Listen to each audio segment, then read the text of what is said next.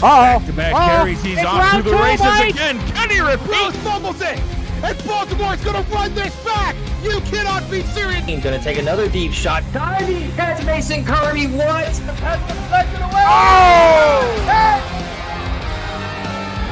What a catch!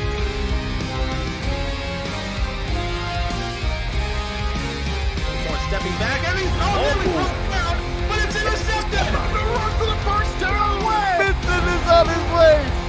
Oh my goodness, it's an embarrassment of riches. Makes more, and he is to the house. An unreal play. Oh, he got it. Baltimore walks it off.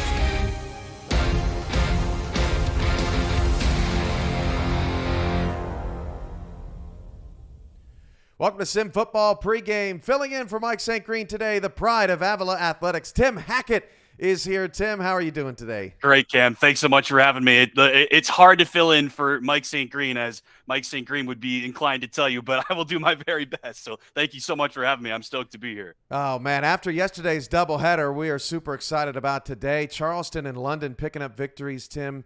We'll go over highlights at halftime, but you called the Charleston game super exciting. Those two teams can really beat anybody. I fully agree. I was really impressed with both of the winning teams yesterday, and talking specifically about Charleston, I was fully impressed with how the Predators took down Mexico City, which to me is one of the best run teams in this league and has been for a long time, and is a quality team again this year. And the Preds are going to be a very tough out in the next round, and obviously London's offense is tremendous. They showed that yesterday too. We have another doubleheader in store for you today, and hopefully two more excellent games on the docket as Wild Card Weekend rolls on here on Next Level Sports. Tulsa and DC are first up, the 9-8 matchup. Tulsa has not been in the playoffs since 2019, DC since 2015, although they did take a few years off as a dormant team. Florida and Sioux Falls comes your way later this afternoon, two heavyweights. But Tim, we're just about set for the Dragons and the Desperados. Super excited for this one. I mean, what a turnaround for both teams, first and foremost, Cam. I mean, for DC, they're 3-9 their first 2 years since rejoining the league. Like you said, they took a few seasons off. They were so close last year, right? 6 losses by 6 points or fewer. Crazy. A couple of overtime games in there, as DC fans well know by now. This year, they're 7-5, and they're one of the best teams in the league, in my opinion, despite being the 8th seed. I think they're a total team, and they've got a really solid offense, great quarterback, great running back combo. Tulsa, though, they edged DC for the Most Improved Award. I wouldn't have thought that any team would edge out DC for that, but Tulsa gets that honor. Sioux Falls is the runner-up, one of the teams that we're going to see later on with the turnarounds that they both those teams had. 6-6 in season 16, but just 2-10 last season, and now here they are. This game could go any direction. Always true for an 8-9 matchup, obviously, but I think it's a really evenly matched game, and even though Tulsa has a lot of numbers that are kind of underwhelming from an individual and a team stat perspective, they are a really, really tough out, and they make life very difficult for opposing teams. It's interesting, Tim. It almost kind of, in some ways, it feels like a little bit of a stalemate because Tulsa's offense, particularly in the passing game, has struggled so much this season. But DC's had games where they've given up gobs of yardage through the air. So which unit is going to kind of step up there? And then on the flip side, Tulsa's defense can wreck your life. And DC has had periods on offense where they've, kind of gone stagnant, but also had times where Shabazz Synergy's efficiency has been off the charts. So, I mean, Tim, what do you do with all that when you analyze these teams? Now, that's the matchup that I'm looking at for sure. The turnover differential on these two teams is wild to me. Obviously, they have the same record. All teams that are playing yesterday and today come in with the same record, 7-5. But the turnover differentials that these two teams sport are crazy. DC only 20 turnovers this season, second fewest in the league. But their defense has the fourth fewest takeaways on that side, so they still have a negative turnover differential despite having the second fewest giveaways in the league. And the Desperados are the complete opposite. Only San Diego turned the ball over more on offense than Tulsa did, but the Desperado defense is so good at forcing turnovers on that end that the team actually has a positive turnover differential despite having the second most turnovers on offense. Now, it's +1 for Tulsa and -1 for DC, so it's not like it's drastic, obviously, but the fact that you can rectify those two polar opposites for both of these teams and be basically a league average team in turnover differential despite those crazy polar opposites, like I said, for all of the other stats is crazy. So Tulsa's going to have its hands full on defense with Kevin Say, the DC running back, as we know. So if they can force synergy into turnovers, something that he has done he's thrown hardly any interceptions this year, stark contrast to last year, can Tulsa turn the tide in that matchup and set things up for their offense in short fields? And for those watching at home, you're about to see a simulation, but just because people don't have control over these teams does not mean that they don't control their own destiny. They submit custom game plans every single week for their opponent, and these two teams you're going to see are completely different units. They have completely different skills, completely different talents, and is broken down by that turnover differential. Tulsa can muck it up, and DC keeps it clean. We're going to see which unit wins out today. The Tulsa Desperados and the DC Dragons comes your way next as Wildcard Weekend continues on Next Level Sports. Don't go anywhere!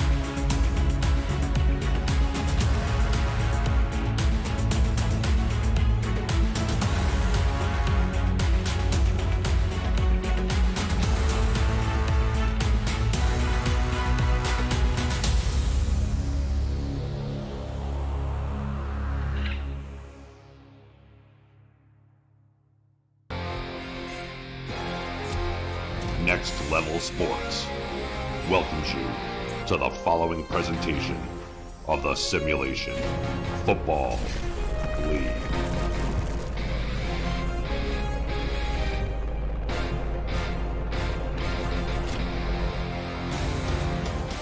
It's the penultimate game of Wild Card Weekend as we get into the second to last matchup. It's the 8 and 9 seed, the DC Dragons, playing host to the Tulsa Desperados. As you look over our nation's capital in Washington, D.C., it's Chris Curtis and Brett Solberg in the broadcast booth as we are ready for action as these two teams look to see who moves on and who goes home. Brett, a matchup of two very good defenses, but the offenses ain't bad either. No, it's not bad at all, and you can really pinpoint the similarities between those two offenses by simply their running backs. You know, we've all heard of Kevin Say and how explosive of a first half of a season he has, but he did slow down a little bit, but he still finished top 5 in yardages and touchdowns and everything like that. But you can't forget about the dynamic rookie over in Tulsa, Douglas Brown. He is probably the future of this SFL running back core. I expect him to see him for years to come, and he's going to be probably the feature outlet for Tulsa here. So this is going to be a matchup, like you said, two tenacious defenses, both kind of either limiting turnovers or causing turnovers. It's going to be exciting. It'll be very interesting how both of these game plans kind of work out against each other. Yeah, completely agree. JQ and Shabazz synergy on the quarterback side. That's a matchup worth noting as well. Oh, very much so, because you have JQ who unfortunately has been a turnover machine, but he still has those reliable touchdown passes and those key moments, which have been very successful for Tulsa. And Shabazz Synergy, he's been the safe quarterback this season. He hasn't thrown too many bad passes, and he's limited his turnovers to being the third least in the league with only 17 interceptions. Just about ready to go. Kanye Rockefeller back deep for DC as they will receive the ball off the kickoff. Ball's on the tee, hands in the air, and we are underway as Tulsa will kick it off now. Back deep is Rockefeller. He has it at his own 5. Out to the 20. Right through the middle, left at the 25, and he will get dropped at the 24, actually. Aerial coverage of today's game brought to you by Dags Droneworks, aerial photography and videography services in New York State. Find them on Instagram at Dags Droneworks or visit their website, dagsdroneworks.com. Ready to go, first drive of the game for DC. You mentioned Shabazz Synergy and Kevin Say. Expect a high volume of plays going through Kevin Say, I would assume, and they've got an offensive tight set here on first down. Yeah, look for a stretch play on this one, I think, to Kevin Say. And it'll be a toss, left side, trying to work his way forward. He'll get himself 2, make it 2nd and 8. You have some good options for DC on offense from the wide receiver angle. Gus Scott, Mike Churchill, Jeff Banfield, Josh Gill, and then Lauren Percoco, the tight end on the DC side of things. Yeah, and it's going to be all starting and stopping by how Kevin Say is going to perform in this first half here as they go I formation once again. This could be the stretch play I was talking about. Yeah, pretty much same formation here. Out to Say. This will be a swing. Tries to work his way back inside. Didn't quite work out. Gets himself a couple of yards. Make it 3rd and 4. First third down of the game for the DC offense. And a nice chance for Tulsa to get off the field. Yeah, and that's going to be DC's offense. We're going to see a lot of Kevin Say, whether it be through the air or on the ground. Kevin Say had 100 receptions this season, which is 5th highest amongst the league. Total touches, 359. 4 wide. First Synergy here. Looks to throw it. That's right side. That one's caught. Just inside the 47-yard line. That is a good one for Josh Gill, first grab of the game. But it falls incomplete there, so it's going to be 4th down for this DC Dragons, and it's going to be a quick 3 and out for them after 2 short runs. So very much so a quick and easy work for this Tulsa defense, just limiting Kevin Say's work and then forcing him to throw on this 3rd down. Fair enough. Thought he had it. Either way, 4th down is coming. And that is going to be Gabriel Manning back deep for the return. You talk about instant offense. He had a kickoff return for a touchdown 1 week ago against Atlanta. Manning back deep, has this fair caught at the 27-yard line, and that is where the Desperados will start this first drive. And now we bring in JQ. He is flanked by Douglas Brown and another dynamic offense on the Tulsa side of the field. Yeah, you're going to see former running back Sonzo Robinson, a long time Tulsa faithful, along with Corey Jones, DJ Hume, and I say they're dynamic running back out of all of that, Gabriel Manning. In the gun, Q will throw on the run, puts it in Douglas Brown's hands, but he can't get turned upfield. He will lose some yardage on this. It'll be 2nd and 12. Yeah, and it's just JQ was looking for his options, went with his last option on a check down swing pass to Douglas Brown, but Brown didn't have enough sideline to kind of collect himself, and he just fell out of bounds, and that's an easy 3-yard loss. Yeah, so that'll be 2nd and 13 on this. Chance for them to make it up I formation. 2 to the left, 1 to the right for JQ. Handoff. This will be through the middle, and that is not going to go very far, but they do get back the original yardage. 3rd and 10 coming as Douglas Brown makes up the yards. And Tulsa's kind of doing the same thing as DC here, trying to get Douglas Brown involved as well, as he's had 280 carries throughout this season so far, which is the most, the 4th most out of all running backs here. So definitely getting involved as well. 4 wide. In the gun by himself is Q on a 3rd down. DC faithful trying to will them to a stop over the middle of the field. Deep and caught. That's a long ball over the middle of the field, and it may end up being 6 to the 5, into the end zone, to the house. It's a touchdown for the Desperados. Perfectly done on a 3rd and long.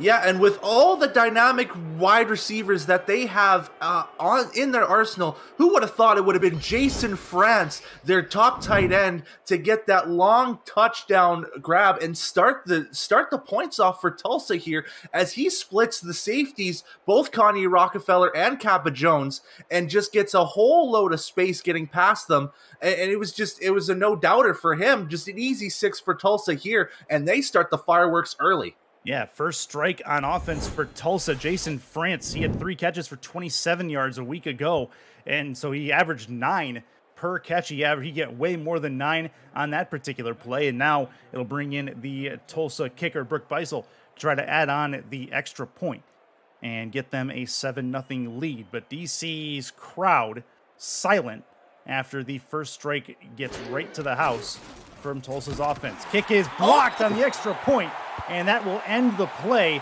A little bit slow moving on the snap and nothing doing. Yeah, and DC will take that out as a positive here, so they're not down a full 7 to start things off and maybe carry that momentum on the offensive side and kind of get them going a little bit more here as they get possession back. All right, Kanye Rockefeller, take 2 on the kickoff return as it'll be up in the air here in a moment. DC going to get the ball back after a quick 3 and out from earlier. Kick is up and away from his own 3 is Rockefeller. Kanye moves to the left at the 20. He'll get knocked down at the 21-yard line, and DC will come out again. So the first drive did not go necessarily according to plan. A couple of runs and an incomplete pass, and now we'll see if Synergy and company can get some rhythm underneath them on this second drive. And you said it. They need rhythm on this drive here. If they can get at least a couple first downs, I would say that's even a positive in their drive. They don't necessarily need to score a touchdown here. Empty set, so they're actually getting a different approach. Looks like it. Looks like they're going to try to go through the air on first down. Synergy backs up, 5-step drop over the middle. That one is tipped and incomplete. That's a dropped ball and a diving attempt over the middle and nothing doing. But it looks like Synergy also took a pretty big hit after that throw. Yeah, just a hit just after he was thrown there. It looked to be in the direction of Jeff Banfield over on the left side, and he just manages to hit the wrists that football and just kind of bobbles it away. Offset eye for Synergy here. 7 in the box defensively.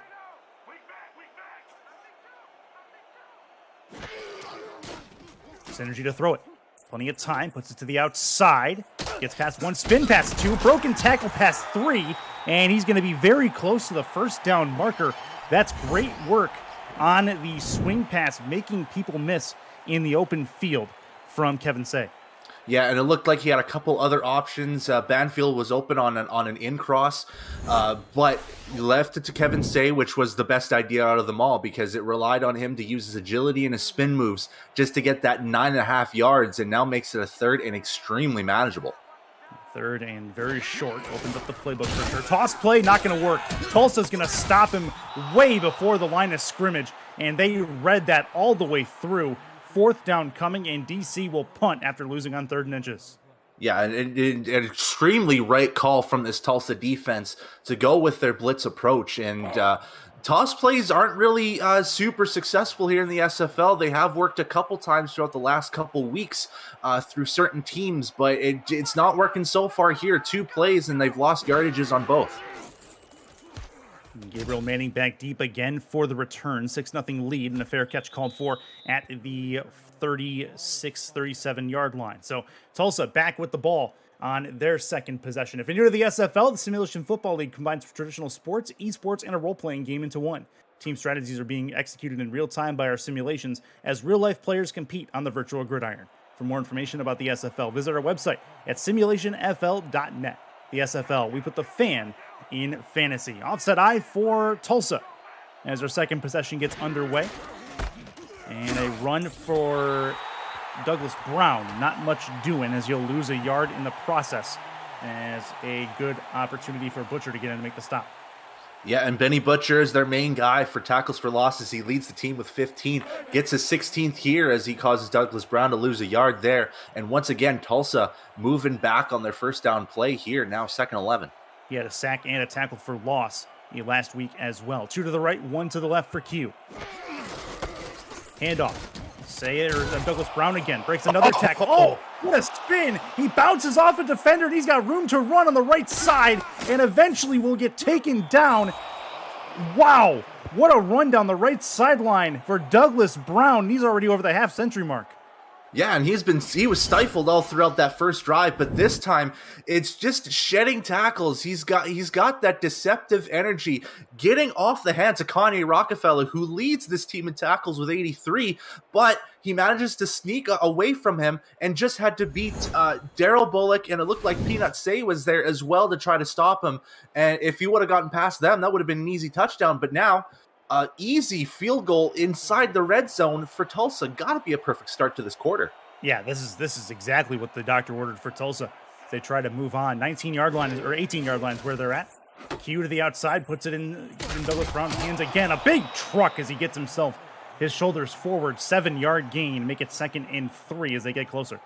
And now you have to think from Tulsa's end, they really want to try to control possession time throughout the rest of this quarter here, so they don't mind these small runs here. This one wasn't too small. It was still 7 yards, but they really want to control that possession clock and try to extend that lead as much as they can. They're well within Brooke Beisel's field goal range, so this is an issue for them right now.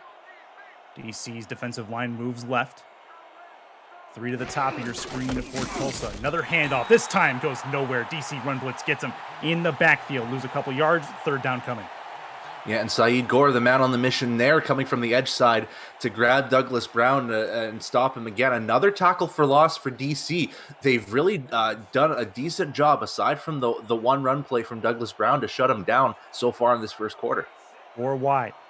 Opportunity for JQ to get his team a 2-possession lead if possible. Looks, throws, top of your screen towards the sideline, 1st and goal, as that is a nice grab. The footwork is good from Corey Jones, and it's a 1st and goal for Tulsa. Yeah, and it was JQ just waiting for Corey Jones to get to that sideline and wait for that throw. So a great job from the offensive line to keep that pocket open for Q, and good job from Corey Jones to stay on the sidelines as he threw that just a bit out of bounds, staying in feet and getting that 1st down. 2 to the left, 1 to the right for Q. That's Brown in the backfield. They may go to him on 1st down. They will. He will try, but he will not get past the line of scrimmage. Great shoelace tackle. Looks like Butcher again comes through.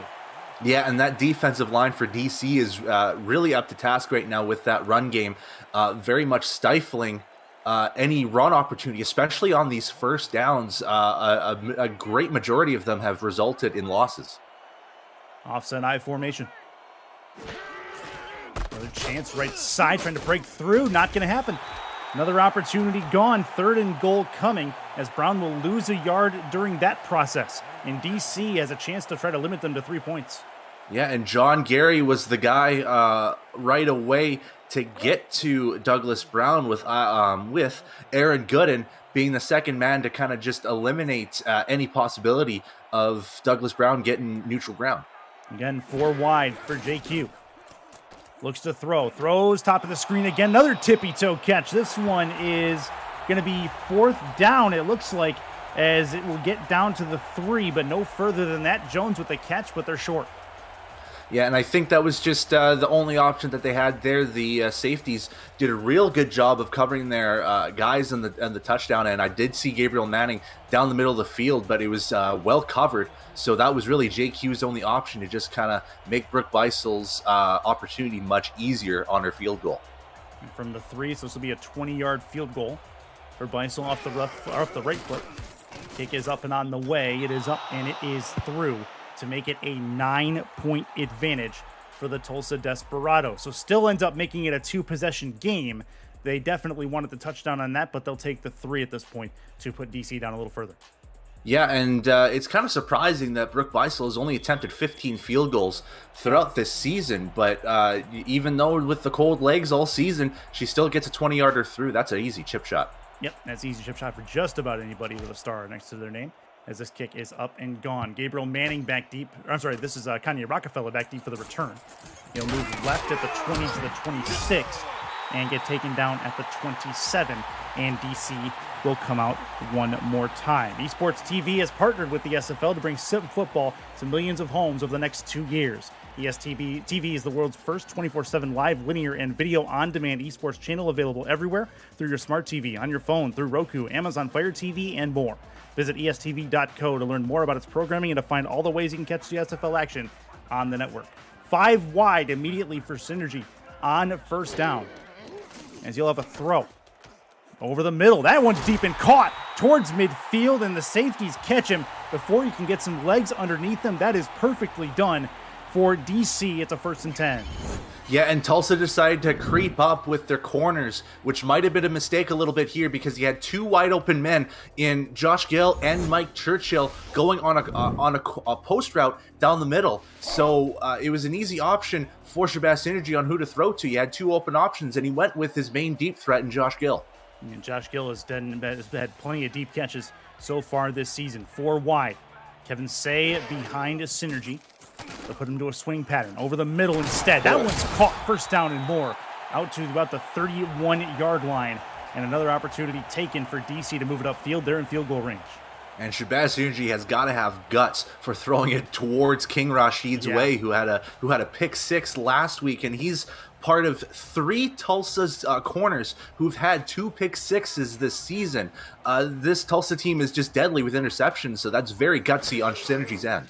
That's Churchill with the catch there, and Say is dropped in the backfield, so they'll lose 4 yards instead. 2nd and 14 as they'll work again.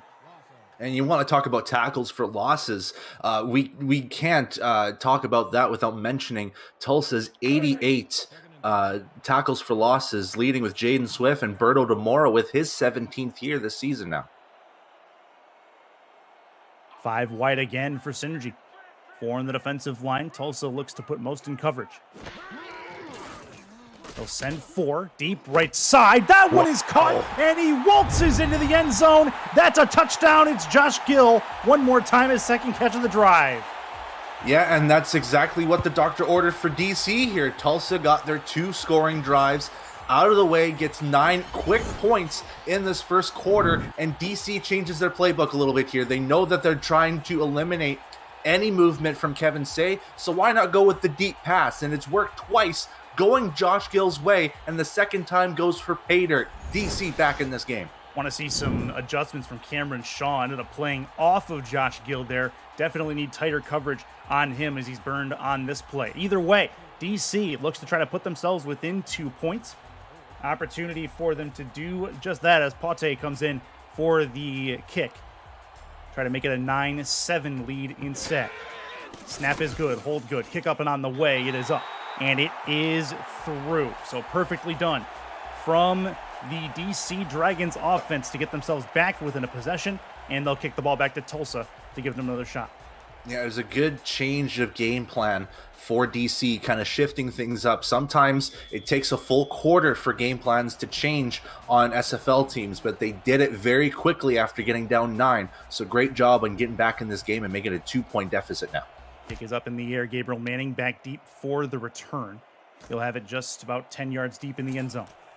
Has it out to about the 15, spin at the 17-yard line. He's dropped at the 18, and that is where the 24, sorry, and that's where the Tulsa Desperados will begin this next drive. Still a couple minutes left in this first quarter of play. Chris Curtis, Brett Solberg with you on Next Level Sports and twitch.tv/RD Sports as well, as we have a whole host of SFL community members in the chat hanging out, and welcome you to join them. Offset I formation for Tulsa. Looking to throw it. Puts it on the outside. Brown trying to work the edge on the swing pass. Gets himself 6 yards. Makes it 2nd and 4. That's a nice, comfy play for Tulsa on offense. Yeah, it was a great job by Douglas Brown to get around Gabriel Manning, his teammate, and go on his left side to gain a couple extra yards. Because if you would have went the other way, that probably only would have been a 2-yard gain. So great job on extending that play and getting an extra couple yards and making it a 2nd and medium. Yeah, this will be as they'll open up the playbook for them. See what they can do. 2 to the left, 2 in the backfield. Q to the outside. Puts in Brown's hands again. This time he's dropped at the line of scrimmage. Make it 3rd and 4. And the last thing that Tulsa needs right now is a 3 and out. So this is a big 3rd down coming up. And Aaron Gooden did a great job on keying in on Douglas Brown on that play, waiting for that swing pass to happen. And once he saw the ball fly in the air, just pursue him right away and negate any positive yardage. Offset eye. Handoff. Brown trying to work the edge again. This time he's taken down behind the line of scrimmage. DC's defense stands up and the Dragons find their prey. It is 4th down. Tulsa will punt.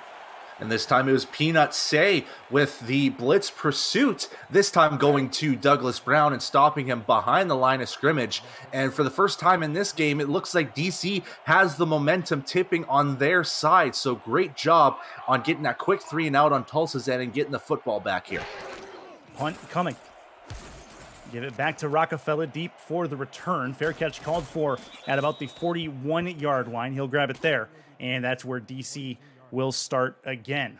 This is the penultimate game of Wild Card Weekend. You got Florida and Sioux Falls coming up after us on Next Level Sports, and we welcome you to stay for that one, as that will be the last game that determines opponents for whoever wins this game between Tulsa and DC. So the playoff bracket narrowing down as we eliminate contenders for the 18th SFL Championship. Single back for Synergy. Toss play right side. Kevin Say spins into a crowd, and he'll get taken down. Looks like he gets 3 on that. 2nd and 7 coming.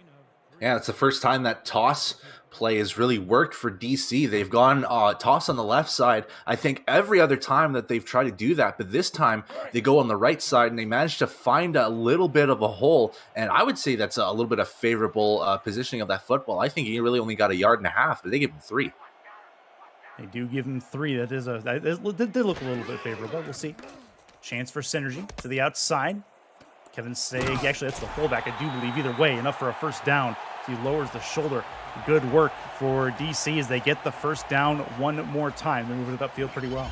Exactly right. That's the fullback, Chris Britton, with his first touch of the game here as they go with split flats on their tailback and fullback on this one. And Britton had plenty of space in front of him to get that first down. And that's all he really wanted. It was just try to rumble and stumble himself to that line, and he got it. That's the 4th time. They've attempted to toss 4 times today, talking about that toss play you mentioned earlier. See if they go to it at any point later. This will be the outside. Say on the swing once more. Tries to spin. Double spin. Didn't quite get enough for the first down, but he does get 2nd in inches as he gets 9.5. And again, it's another great adjustment from DC here because they've gone with a lot of runs on their first down play. This time, they still go with their heavy set I formation, but this time, instead of the run, they go with the swing pass, and that leaves a ton of space for them as they end the first quarter. That is going to bring us to the end of the first frame. It's a 9-7 lead for Tulsa. You're watching the SFL playoffs presented by APM Music on Next Level Sports. Stay right there.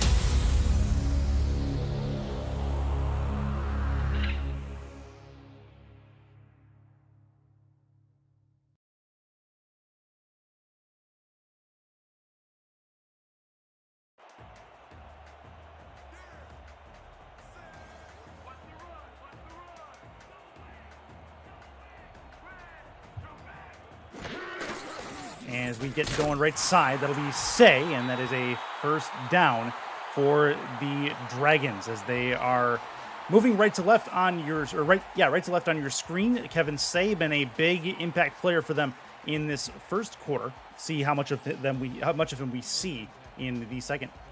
Yeah, and surprisingly enough, that actually brings him to positive yardage on that run on his 5th attempt. Synergy throws it again. Nice little out pattern to the first down marker. And that is going to get them another first down into positive territory. Again, it's Kevin Say on the reception. Kind of just a little bit of a slip screen play there for Kevin Say as he gets a little bit open. With a little bit of an option. It looked like he went with the out route instead of going with the streak. And he got open, got enough space, and got that first down quick and easy for DC. 1st and 10 for DC. They're just outside the red zone here.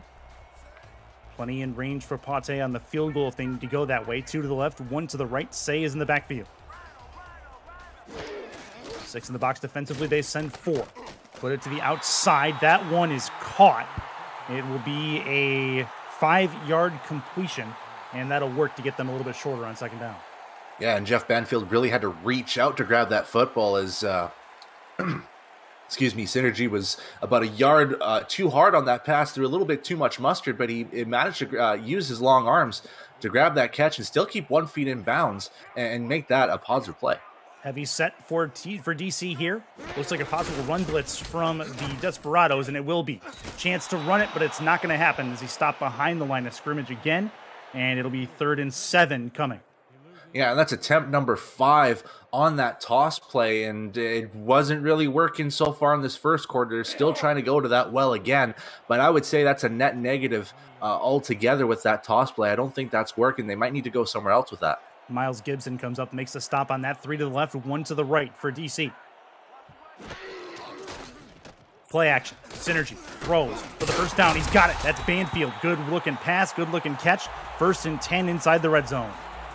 Yeah, right now the passing game is really working for DC here as Shabazz goes 9 of 11 here so far and getting 10 of 12 now, and he's over 130 yards just off of 13 minutes so far in this game. And I think they should go with the pass a little bit more here. Maybe surprise him on this first down. Banfield's been the main target in the passing game so far this drive. See if they go back his way. Over the middle instead. That one's caught, trying to worm his way forward for a first down, and he does. It is 1st and goal for DC. It is Lauren Percoco again. Yeah, and DC has been very well known for spreading that football around. I mean, no player on DC has more than 50 receptions in this season. Everyone hovering either with 47 or 45 receptions. So it was a matter of time to get Lauren Percoco involved, and she makes a big impact getting to the SFL chin hair line. I like it. This will be a single back tight set. Gonna maybe get it to Say, trying to work the outside. He's in! That's a touchdown for the Dragons, and they come back and take the lead. And that was great job by the DC offensive line to basically give Kevin Say as much space as possible and only really try to maneuver around one defender, which, if I'm not mistaken, was one of the safeties. I want to say that was Ricky Thornton, yes, Ricky Thornton, who's been known to get a couple of blitz plays out of him as well, and he just managed to dodge him and get that touchdown. So Tulsa, after going up 9-0, has now given the lead back to DC as they look to add the extra point on. Fonte looks for the extra point. Kick is up and on the way. It is up, and it is through. So a 14-9 lead, as DC comes up with 2 straight drives for touchdowns and puts Tulsa a bit on their back heels as they have to go against a hostile team and a hostile crowd in their nation's capital. Yeah, once DC gets that momentum, they really start playing a little bit more tenacious on defense. So maybe they should take a book out of DC a little bit here, maybe change their game plan a little bit, maybe toss the football a little bit more. Jake Hughes been perfect so far. He has. Very, very good so far. It's 7 for 7 in that first quarter, and there'll be a chance for Manning. He has some instant offense, no doubt about that. He had one again last week, as this will get out to the 25-yard line, and Tulsa will start their first drive of the second quarter from that spot. The SFL convention is headed to Sin City, the Las Vegas Strip, July 10th through 12th. HyperX Esports Arena at the Luxor will host the season kickoff featuring all 28 teams in action, live commentary throughout the day, every game on the big screens, and your chance to be introduced to the world of football star. Room rates are just $80 per night stay. Visit SFL or simulationfl.net/convention for more information and to reserve your room. That's through the middle. Nothing doing, as it'll be a 2-yard gain forward, and Tulsa looks at a second and long. Yeah, they're still really looking to get Douglas Brown involved a little bit here. Aside from that one big 50-yard run from before, he's been really kept grounded in negative yardage aside from that. So they really want to get him involved to get this offense kind of kicking a little bit more. Douglas Brown is your deep back to the outside. That one's caught. Nothing much doing on that, as it'll be Gabriel Manning at the bottom of your screen who makes that catch. It'll be a 3rd and short, 3rd and 3 coming up, but it does open up the playbook for Tulsa's possibilities here. Yeah, very much so, and I think that's just what Tulsa wanted there, to just kind of open things up in terms of just playbook style and go with a little bit more of an open option. We might see a Douglas Brown swing pass from this, but with his play set, I don't know. They may go his way over the middle instead. That one is caught. Wow. Somehow split the seam as the defender got right in the way, but he missed it. 1st and 10 as another good catch for Gabriel Manning over the middle. Yeah, and I was immediately going to say what a great deflection from Riley Hughes coming up front, but he just manages to miss it by, I would say, a good inch or 2 at the very most. And it lands right in the hands of Gabriel Manning, and Tulsa gets that elusive first down for the first time in, I would say, about a good 6 or 7 minutes. Can we collectively say that a ball that splits the seam like that and gets that close to being intercepted is a cue ball from him? This will be right side. That's caught. 5-yard pass play to the wide receiver. 2nd and 5 coming up here. It's Hume. Yeah, and just like DC, Tulsa likes to spread that football around as well, as they've had a lot of guys. Usually their main guy is Gabriel Manning, but there's a lot of other guys that have 40-plus receptions on that team as well. 3 to the left, 1 in the backfield for Tulsa. Handoff for Douglas Brown over the middle, or through the middle, and he will get not very far, but he'll get a yard. 3rd and 4 coming up here. They keep getting to these clutch 3rd downs. They're making them so far, but DC has another chance here. And give credit to both of these defenses. Both Tulsa and DC have really just looked in their game plan and said, you know what, their bread and butter has been their running game, and they've done a really great job to eliminate that and force them to pass the football.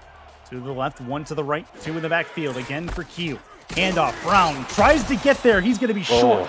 4th and 1 as DC makes the statement they needed to end this drive, and a punt coming to try to pin him deep. Yeah, and Douglas Brown, he had that burst of speed, and it looked like he was going to get that first down, and he just met a proverbial wall by the name of Declan O'Rourke, who stopped him right behind that first down line. They are going for 4th down possibly here. It's possible, yeah. They're going to get a free play out of it. That's through the middle. They get the first down anyway to the outside, and Tulsa gets the conversion either way as the penalty flag flies. Brown gets past the first down marker, and what a mistake by DC. Yeah, and I would say that's the first mistake from the DC defensive line, who have been very stout so far in this game, as John Gary just was a little bit too antsy and gets the infraction penalty. And no matter what would happen, Tulsa would get that first down. They're going to decline it here to get extra yardage. Yeah. But Tulsa now starting to get the momentum back on their side. They're getting close to that field goal range as well. They're sitting at the 37 right now. Would be a 54-yarder from this spot if Brooke Beisel has the leg in her. This will be an offset I formation. Q to throw. Puts it to the outside. He'll try to turn it upfield, but caught it. Couldn't quite get the footwork going. And instead, it'll be a 5-yard catch for Gabriel Manning. Yeah, and Gabriel Manning's going to be that guy that's going to get you those 5 to 8 yard catches, and if you need him, he'll get those 15-yard catches as well. He's averaging just over 12 yards per catch so far this season, so he's been that main guy to get you into that field goal range or that red zone range. 26 yards on 3 catches so far for Manning. See if they utilize him here. 2 to the top, 1 at the bottom. Instead, they go in the direction of Corey Jones, and he will...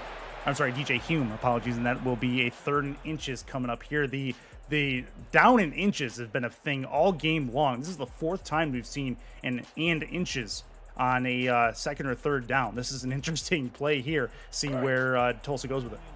Yeah, and I have a feeling they might want to go with a stretch run possibly as they go split backs, so they have options with both Douglas Brown and Stephen McMichaels if they want to run it up the gut. Steven has yet to touch the ball in this game. They may go his way, and it'll be through the middle instead. A first down and more as Douglas Brown gets another carry. 1st and 10 as he's at the 20-yard line.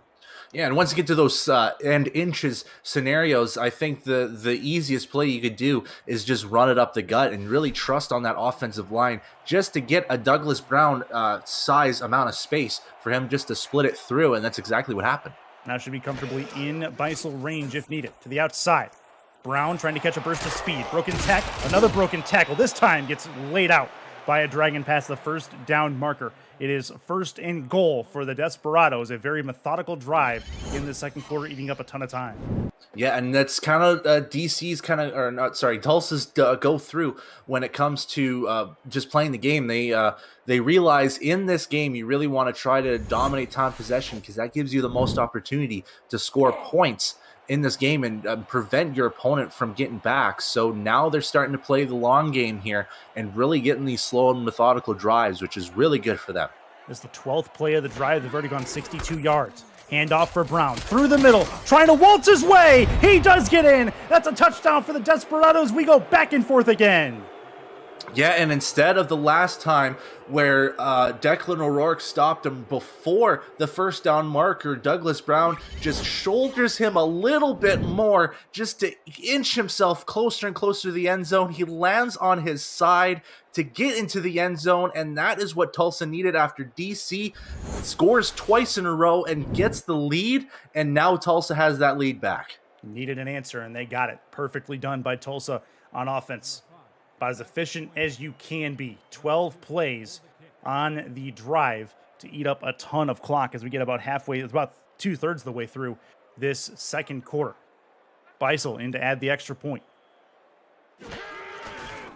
Kick is up and on the way. It is up and it is through to make it a 16-14 lead for the Desperados. It's a 2-point advantage, and DC is going to get the ball back. Yeah, and Tulsa has a good response here, but now DC has their own response to that response coming up. What is going to happen here? Who knows? They got to get it out to Kanye Rockefeller, who's back deep for the return. Hands in the air. Ball is in the air as well as we're underway again. Returned from his own 1. Left at the 10 to the 20. Spin move at the 25 and gets taken down at the 27-yard line. So a good return. Gets some pretty good field position, does Rockefeller, and out come the DC offense to try to add to their point total and maybe get themselves back to lead. And look at that team stats, just the comparison. Just focus on the one thing right now, rushing yards. Just 1 yard for Kevin Say on 7 carry attempts. This is unorthodox. Another tight offensive set for DC on first down. They let going this way on first. So the toss play through the middle. This time they get some positive yardage on this. Kevin Say works his way forward for a 5-yard gain, and that is going to put it 2nd and 5. And again, it's all about that positioning of the football the refs are giving. Like you said, I would have suspected it would have been 5 as well, but they're only going to give him 3 on that one. For the first time, that toss play has been really positive for them, and the refs don't give him any favors on that, only give him 3. Yeah, hard to believe. Looks like that's where his knee was. Either way, 2 to the left. Chance for synergy to the outside, puts it in Say's hands, turns it upfield. First down, I believe he got enough forward, and he did forward. Momentum gives him a new set of downs as he gets to about the 37-yard line. Yeah, and Ricky Thornton and Philadelphia Collins were really close on stopping Kevin Say there and making possibly the 5th time we would have saw a 3rd and inches. But this time it was just enough forward progression for Kevin Say to get that first down. Tight set again. 7 in the box defensively. Looks like they're creeping up. Now we've got, looks like 9 in the box. Maybe a run blitz coming from Tulsa. They do send some extra help, and they do get him at the line of scrimmage. That's a good run blitz. 2nd and 10. Tulsa showed their hand. DC did not change, and Berto DeMora gets the stop. Yeah, and Berto DeMora was the main guy that got that stop there, but it was a collective effort from, like you said, that 9 in the box to really swarm that offensive line and kind of overwhelm them and kind of force Kevin Say to kind of make a decision on where he was going to go, and it didn't work for him as he meets at the line. 3 to the right, 1 in the backfield. 6 in the box defensively. Synergy to throw. Puts it over the right side. Caught in front of 2 Desperados. It is looks like a 7-yard catch for Lauren Prococo, but it's not going to be enough to move the sticks. 3rd down coming. Yeah, and this will be a big 3rd down for DC here. They're only 1 for 3 on these 3rd downs so far. They really need to keep that momentum going on their side to get that 1st down. So it'll be very important to get those yardages as we get the 2-minute warning. Yep, 120 seconds left to halftime. It is a 16-14 Tulsa lead, but DC has the ball and is moving. You're watching the SFL playoffs on NXT. We'll be right back.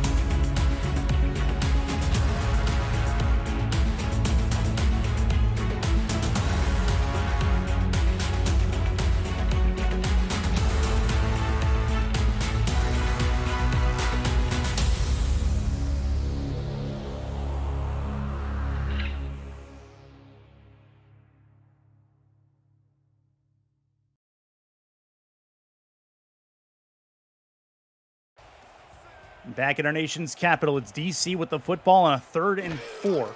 Just past the 2-minute warning. Synergy with it. Throw right side. That one is caught.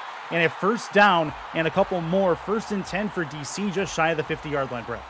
And gutsy play from Carson Miller to try to deflect that football. We've seen a couple of these linebackers try to play corner a little bit here and try to deflect these passes. And right now, both these quarterbacks have been up to snuff.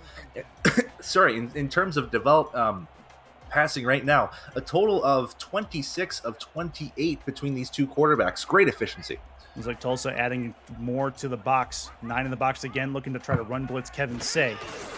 And they do send some extra help on the toss. Doesn't matter. Say gets past 1, then 2, then 3. Oh, 4. God. He's going to work the outside. No way. Kevin Say to the end zone. An unreal collection of broken tackles gets DC in the end zone. That is shades of first half of the season, Kevin Say, where nobody could stop him. And you said it here, getting out of Jaden Swift, getting out of Philadelphia Collins, getting out of anyone in his sights, getting past Cameron Shaw, didn't matter to him. He was going to get to that end zone and get that lead back for DC. What a one-man show from Kevin Say. Man, it's slippery, apparently. It's Kevin Say. Very good work to get into the end zone and give DC back the lead one more time. What a clutch touchdown to get just before halftime as well. Chance for Pate to put up the extra point, make it a 5-point advantage again. And Tulsa will get the ball back with some time after this extra point is done.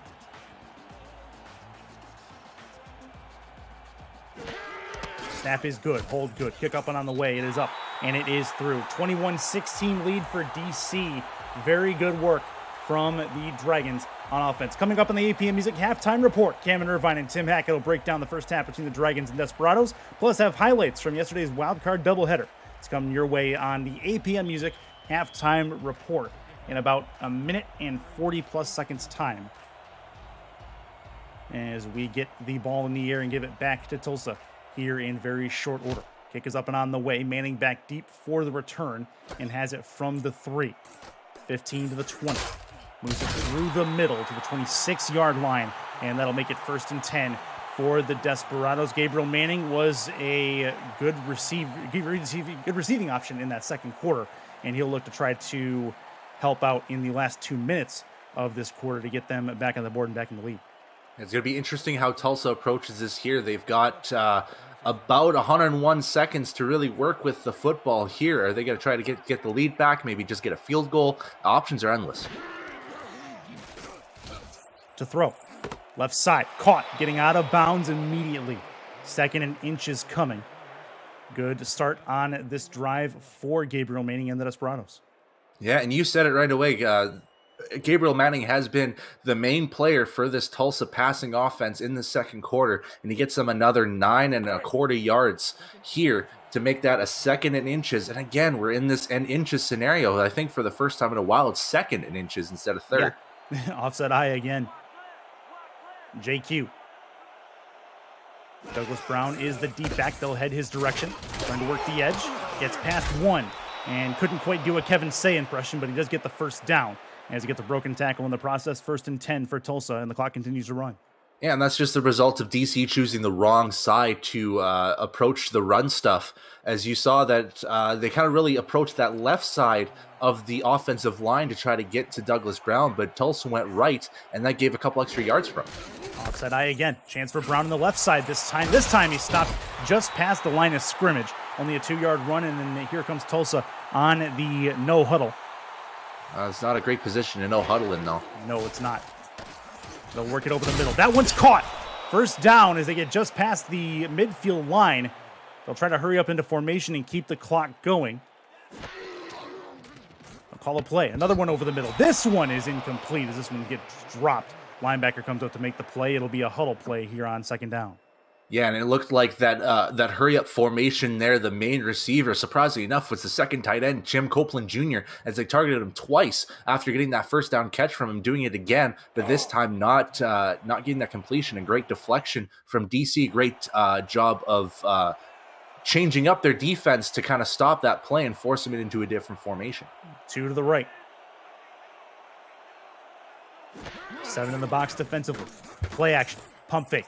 Q over the middle. That one's caught. Wow. Into field goal range they go. Just shy of the 25-yard line to the 26. Timeout taken by Tulsa as they're in field goal range.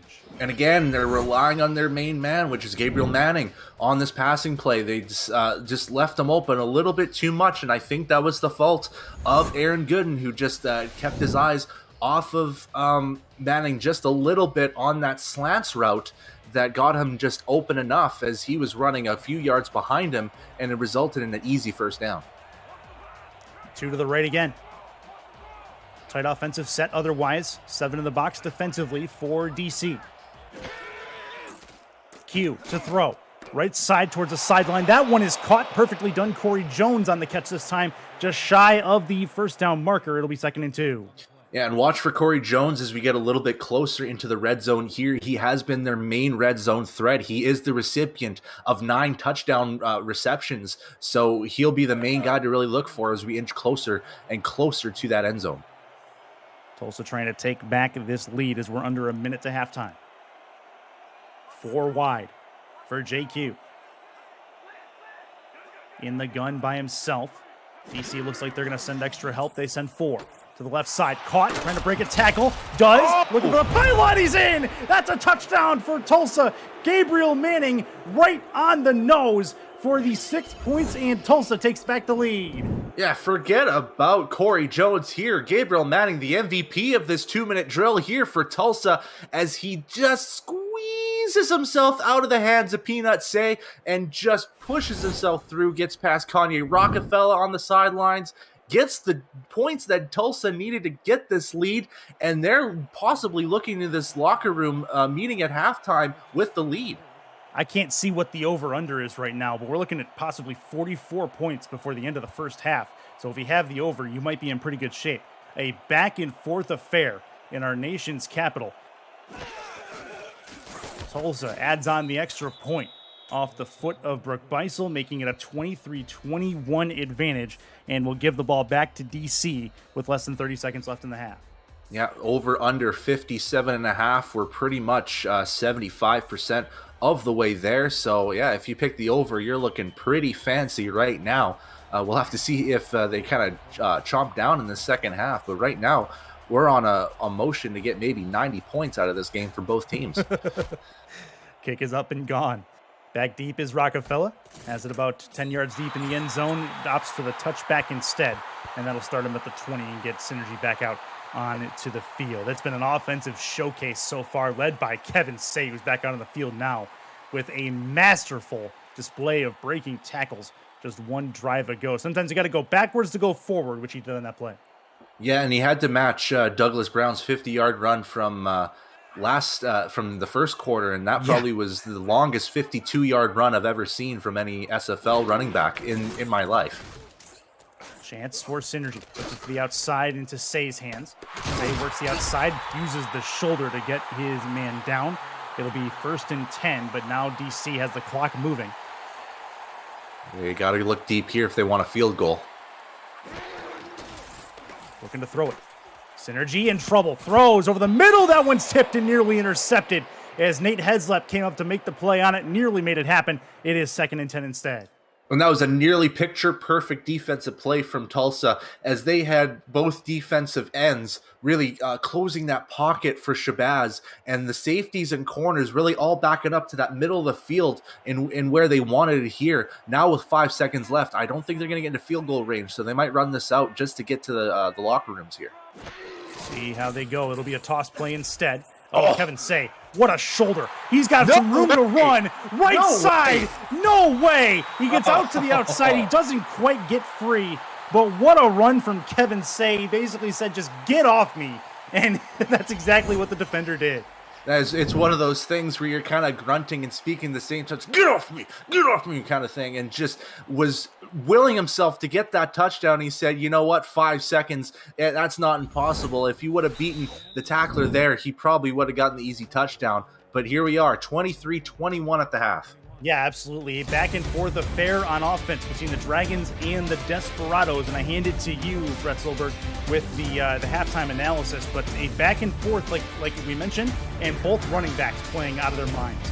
Yeah, right now has been a lot of spectators have been kind of matching this to kind of a tennis match. And right now, yeah, I would say this is Federer and Djokovic kind of tossing each other blow for blow here, as Tulsa got that early lead. They had the momentum starting off, and they really played against DC's defense really well, with Douglas Brown getting involved with that 50-yard run in the first half, or the first quarter, I should say, and JQ being nearly flawless as a quarterback in this first half. 17 of 18, almost 200 yards of passing so far, 2 touchdowns. He's got a QBR of 149. That is over double his season total QBR, which is under 70. He's been just a different man on that field in this first half. But DC did a fantastic job in responding just in the second quarter alone, getting Kevin Say more involved, getting those stretch plays. The toss play is finally working for them. It took about 5 or 6 tries, but it's finally working for them. And getting Josh Gill involved, their main deep threat, and it's resulted in Shabazz Synergy being really good as well, with 175 yards and a touchdown. So both quarterbacks playing really well, both running backs playing really, really well. And these defenses, they really need to step up in this first quarter, as we see that impossible Kevin Say run again. Just amazing. Yeah, you mentioned Sebastian Synergy. He has a QBR of under 130, so nothing taken away from him either. But both running backs are the story so far in this game. Douglas Brown with 89 yards unofficially on 16 carries, and on the other side, Kevin Say with 91 on just 11 carries and 2 touchdowns for him. But a lot of good football likely left. We said before this game started, this may be the game that steals the weekend, Brett, as we head into the last part of this halftime. Yeah, and right now we've got a 2-point lead here. The other 2 games we kind of almost had we almost had pretty much a big lead going with other games. So let's get the second half started soon.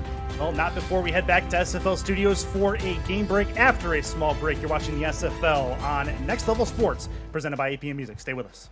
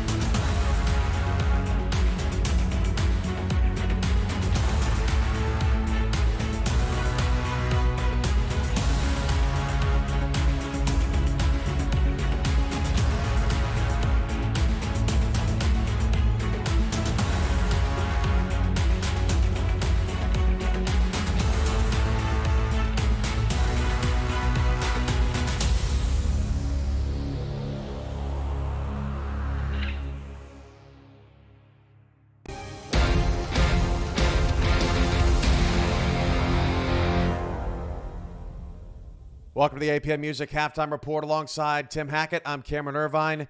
That was a pretty first half of offense. Tulsa leads DC 23-21. So many different ways to go with this, Tim. Where do you want to start? I mean, you said it. Superb offense, very efficient from both teams. DC finally gets the run game untracked in a big way. Tulsa hits a couple of big plays. The two squads combined for 3 plays of 50 yards or greater, and both quarterbacks hyper efficient. I'd like to see a little bit more aggressiveness from both defenses, especially from the linebacker units, and 0 sacks, 0 takeaways from these two teams. So DC playing clean, exactly like they want, exactly, which is what's been their prescription for success this year. But for Tulsa, they've done enough and they've got the lead. Biggest storyline for me in that first half, Tim, is JQ last in the league in completion percentage at 63%. He completes 17 of 18 passes in the first half to 5 different players, and his efficiency was just shockingly off the charts as Tulsa has come to play, and they've done it in such a variety of ways.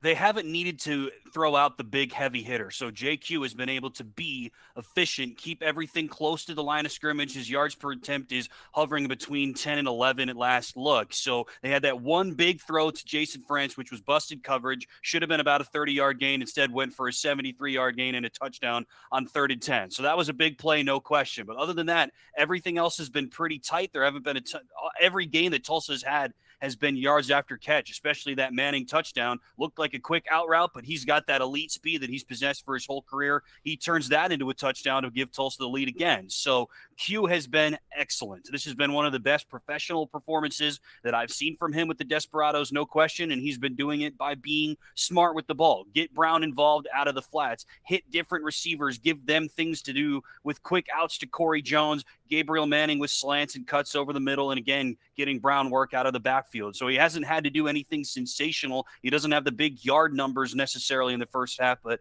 that completion percentage is out of this world. And Synergy, no slouch either. Only 3 incompletions for him in that first half. So both quarterbacks, hyper efficient, very impressive. Manning's been great too for Tulsa. They've really gotten him involved. On the flip side, Tim, DC's staff is proving that close-mindedness is going to get you losses, and if you keep an open mind, you can flip the script. All you ever hear in the SFL is tosses don't work. Well, we have seen shotgun runs out of Florida this season. We're seeing tosses out of tight sets here for DC, and at the beginning of the game, they were looking like fools against this Tulsa defensive front. As the game has gone along, Tim, they are getting Kevin Say out in space. They are getting him running past that defensive front.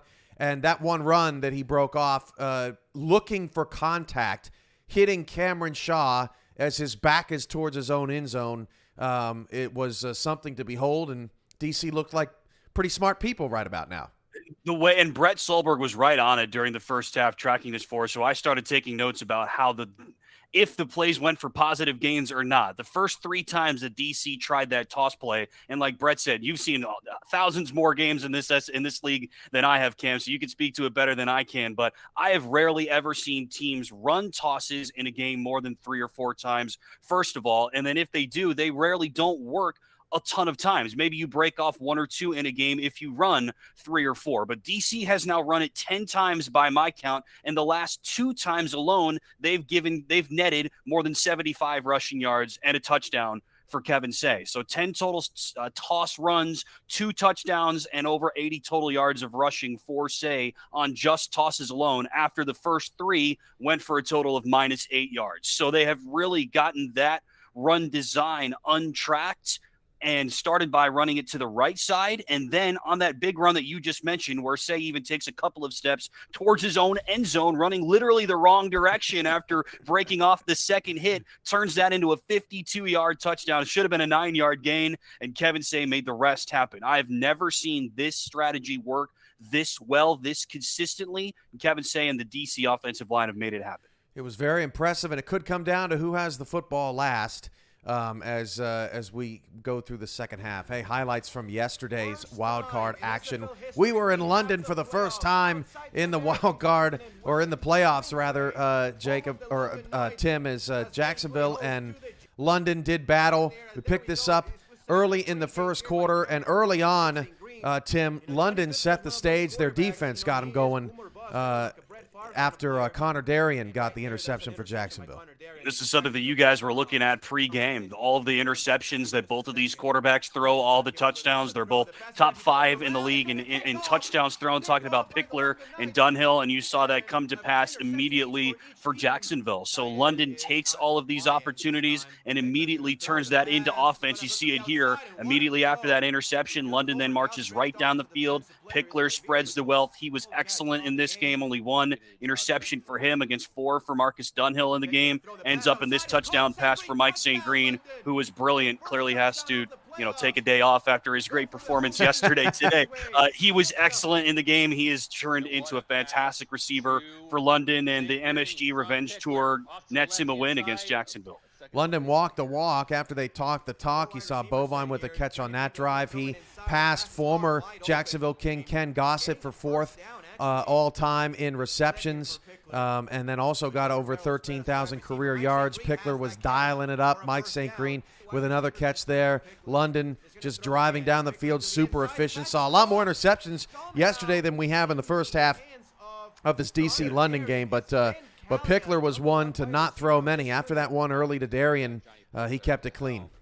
Yeah, only 1 for him in the game. Again, he's one of the most pick-happy quarterbacks in the league, but you match that up with all of the good things that Johnny Pickler has done. It's been a career year for him in this Chad Rowland offense for London. They have been excellent, and again, with this dot of a touchdown to Fox Highwind to really start opening things up in the first quarter for London. They start off up 14-0, and I'm watching the game getting ready for the second one thinking, oh man, we might have a blowout to start out wild card weekend, and that would be terrible. It's not something that we're used to seeing in the SFL playoffs necessarily, but Jacksonville, to their full credit, London had control of the game. It was a wire-to-wire win for the Knights. I think we should make that clear, but Jacksonville, to their full credit, was never fully out of it. It was a 2-score game and nothing more than that for London the entire game. This was one of Jacksonville's best drives right after they go down 14-0. Dunhill was excellent, leads the troops down, spreads it out like you see right here, and then ultimately they finally punch it in. So Jacksonville stays in arm's length the entire game, but ultimately they could never really finally pull London back in to put up that punch that would send him back down. But it was really good resolve, good bounce back from Jacksonville, but London's offense, for me, too much in this game. Yeah, they stopped the bleeding there with that touchdown, made it 14-7. London would pull away there late in the second half. There was a big run from Robert Merrill that flipped the script after a red zone interception. Jacksonville would make another effort here, under 7 to go, but Tim, this drive took forever. It bled over 6 minutes off the clock, and it really didn't leave Jacksonville a ton of time to come back in this. Shea Carroll made it a 10-point game, but ultimately, Tim, Jacksonville's defense couldn't get off the field, and as you'll see here shortly, the bomb to Mike St. Green, the ultimate dagger into the hearts of the Kings, who have not won a playoff game in 3 consecutive seasons. That is a franchise worst, and there's the bomb right there. This is like you said, this was the ultimate dagger play that ultimately sealed the win for London with 4 minutes left. And I think one of the key differences in this game was the run game, which is not something that we thought we would talk about with these two teams. Obviously, the passing attack and the quarterback play has been what's buoyed both of them to the playoffs. But, so you talk about run games being the difference. London is last in the league in rushing yards. Jacksonville, obviously, not much better, third last in the league in rushing yards in the regular season. And Robert Merrill outworked Jared Willis overall, and they made Jared Willis a non-factor, a key reason why London won the game. It was a beautiful day in Charleston as we went to South Carolina for Mexico City and Charleston. What a start for the Aztecs. There's a long throw down the field, but Matt Wilson and the Aztecs ended up going up 14-0 after Charleston looked a mess early. Kentez Johnson, a 4 for 11 start. As Wilson here again goes for the bomb. There's your touchdown to Jacob McCall. But Charleston, as this game wore on, Tim, really picked it up, and Kentez Johnson was incredible. They just continued to build on all phases of the game. Once their offense finally got on track, everything started to work for Charleston. That sounds extremely basic, but what I mean by that is that Mexico City had everything under control. Like you said, up 14-0, it looked like a vintage Aztec performance. Wilson spreading the ball around, being very accurate, very efficient, evading pressure, all of this. But Charleston clamped down on the rushing game immediately, did not allow Phoenix Jones to do anything. And then as that first quarter wore into the second quarter, the Charleston running game started to get going. So it started from the ground out for me. Keith Swearingen was really good all game, and that allowed Kentez Johnson to grow into the game and put up his second straight really, really good performance as the new quarterback for the Charleston Predators. And I was fully impressed with what I saw from this Charleston team. They give up 34 points to Mexico City, pretty much in average with what the Aztecs do, and Charleston's still able to win it because of big plays like this. That dot to Jason Bartley on the previous drive for Mexico City, that was their last gasp. They were up 28-24. The bomb to Buchanan Simons. Simons had a heck of a day, 7 catches over 140 yards, and that put Charleston back in front. And that was sort of the moment where you felt, Tim, like, man, I think Charleston is the better team today. Like, they just looked it at that point, and they never looked back. I'm going to be fully honest with you, Cam, and I mean no disrespect by this. I think it's fair to say that previous iterations of this Predators franchise would not have won a game like this. You give up 34 points, and 6 of those come on special teams on the kick return touchdown from Jeffrey Daggs, which I'm sure we'll see here in a few seconds. But the team gives up 34 points. The offense does 25 points per game, which is below league average for Charleston. So in the past, I think it is fair to say that this franchise would not win a playoff game against a team like Mexico City, giving up 34 points. But this team did, and that is why I was super impressed with all phases of this Charleston team, especially from Keith Swearingen. I've seen him kind of have those grinded out running back games where he gets like 35 carries, and that's how he picks up 110 rushing yards, and the rushing average is terrible. Not the case for him here yesterday. Better than 5 yards per clip, 3 rushing touchdowns. He was really, really solid, and that was, for me, what helped set the tone for the rest of the offense. Simons had the best game of his season. Not been a good season for Buchanan Simons for Charleston. Dealing with 2 different quarterbacks is never easy. And again, Kentez has been really good over the last couple of weeks. firmly impressed with Charleston. They're going to be a tough out next round. We've seen some great offense this week. London scores 34 in the win. Charleston 44-34 victory over Mexico City. 23-21 Tulsa over DC. Just 3 incompletions in that first half. Really extremely impressive. Again, Tim, for 2 teams that have no control over the result, and they're playing this well, it's pretty impressive. DC playing their game. It's clean out there, but Tulsa has the 2-point advantage. Curtis and Brett Killian have the call. Brett Solberg, whatever he goes by these days, have the call in the second half. When we come back, this has been the APM Music Halftime Report. We'll see you back here for postgame.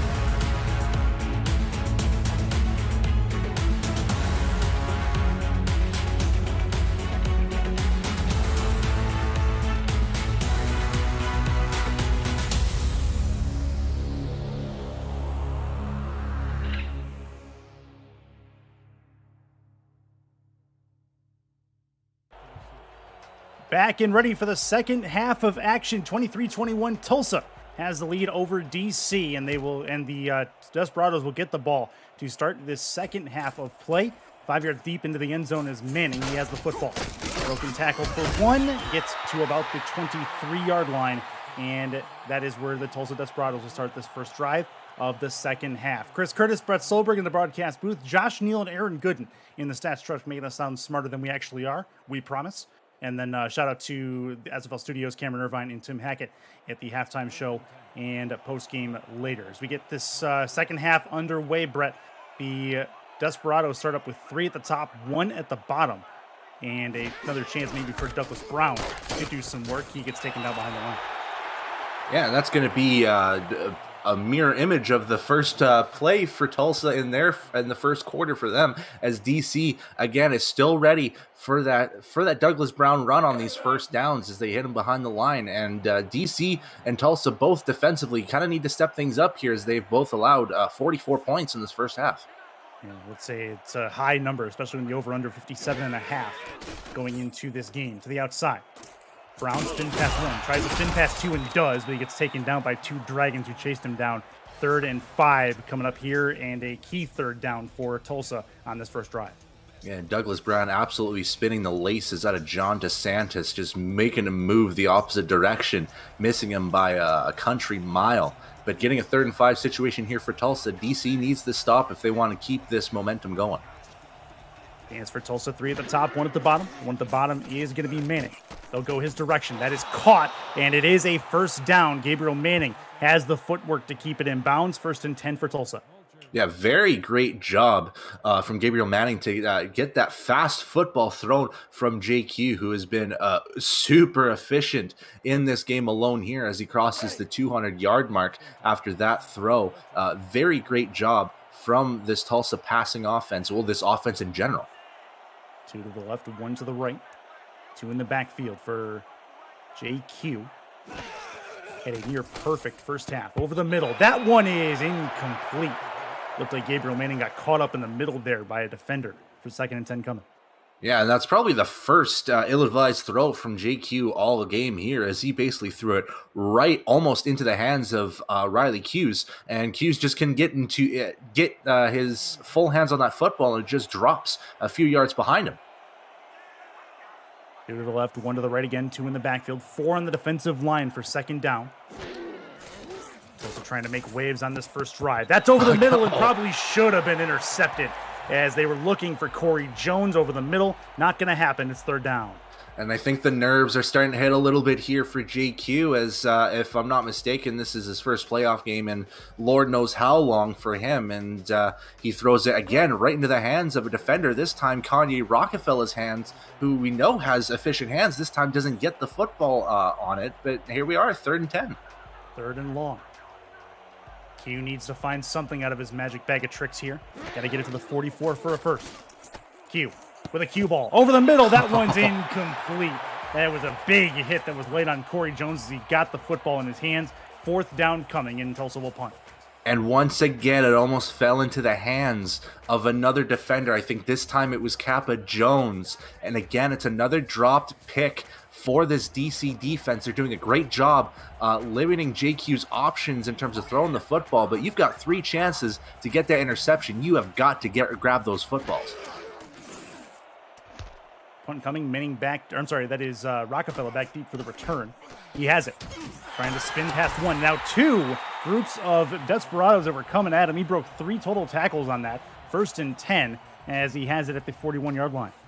And a great job by the DC defense after allowing that first down sideline pass to Gabriel Manning, really hunkering down and stopping JQ from getting completions here, and probably his most inefficient drive so far in this game, pushing him to now 19 of 23, which is still fantastic. In the gun, 2 in the backfield with him. Chance for Synergy to do something here. Try to answer it. Throw right side. That one's caught. Good looking ball for Josh Gill. First catch of the 2nd half. 4th overall, 2nd down. Yeah, and we should expect a little bit more Josh Gill in the 2nd half as he really becomes that wide receiver we know and love in the SFL community as that deep threat. We see a lot of 2nd half, a lot of 4th quarter big catches from him. So this is kind of the one that kind of starts that engine. Left side, Synergy has a catch. Out 1st down and more towards the sideline, and staying on the tightrope is Josh Gill, somehow keeping it in bounds for as long as he could. 1st down. Yeah, you got to have like size 2 feet to keep yourself in bounds, and it looks like Josh Gill has that kind of feet to kind of stay in bounds after getting swarmed by 3 defenders and keeping going and pushing it a little bit further here. This is a good drive so far for DC, really connecting on their man and moving the chains forward. 3 to the left, 2 to the right, a 5 wide scenario for Synergy. 4 on the defensive line, looking to throw it. Throw it short, trying to work him into the middle and breaking tackles. Gets it about a 5-yard gain, make it 2nd and 5 as they find another option. Yeah, and so far in this drive here, that's 3 straight passing plays for Shabazz Synergy, and it looks like they've started to eliminate those frequent Kevin Say runs here, as we haven't seen him yet in this first half. He is on the field here on this play, so we might see something out of him now. Gus Scott with that catch. Synergy to throw it, puts it in Kevin Say's hands. Stay past 1, past 2, tries to get past 3. He was doing work again. Got to about the 20-yard line. He gets taken down there. They're in the red zone. Yeah, and those are the difference between a good running back and a great running back. That could have easily just been an easy first down, just get right at the line there, but Kevin Say continues to push forward, gets an extra 3 to 4 yards. You see that from the Robert Redfords, you see that from the Warren Murrays, you see that from a lot of these elite running backs, and Kevin Say is probably tops on that list in my opinion. 5 wide again for Synergy. We're going to try to find the end zone and give DC back the lead. Could go for it here. Backs up, throws, end zone. That's picked off in the end zone, and it's going to be a touchback to the 20. Perfectly done as Nate Heslep gets the ball in his hands and takes the ball away for Tulsa. I appreciate the gutsiness of this DC offense and trying to go for pay dirt here, as the passing game has been relatively successful on this drive here. And it was a good risk, but this time Nate Heslip was reading that defense really well and manages to just stay in front of his man to grab the interception. Now Tulsa has that football back. Here we go. Offset I formation, handed to Douglas Brown. Trying to break a tackle. He cannot. Very good pursuit to the ball. Is going to end up making it only a 1-yard gain as the linebacker gets to him. Yeah, and these linebackers for DC have done a really good job on one of them just keying in on Douglas Brown and really trying to focus on if he's going to run, you're going to pursue him right away. And that defensive line has done a great job on giving those linebackers a hole to get to the tackle. That was Riley Hughes on the stop and the chase down. 2nd and 9. The chance for Brown. Has a hole to run through, but he's taken down by a couple of Dragons there. You think one move left, but he's got an open field to run in. Instead, it's 3rd and medium. Yeah, and the main thing was Benny Butcher basically pushing him to that right side. It looked like Douglas Brown wanted to go left, but it was just a simple push from that big defensive tackle in Benny Butcher to get to 2 more defenders and stop him for minimal gain.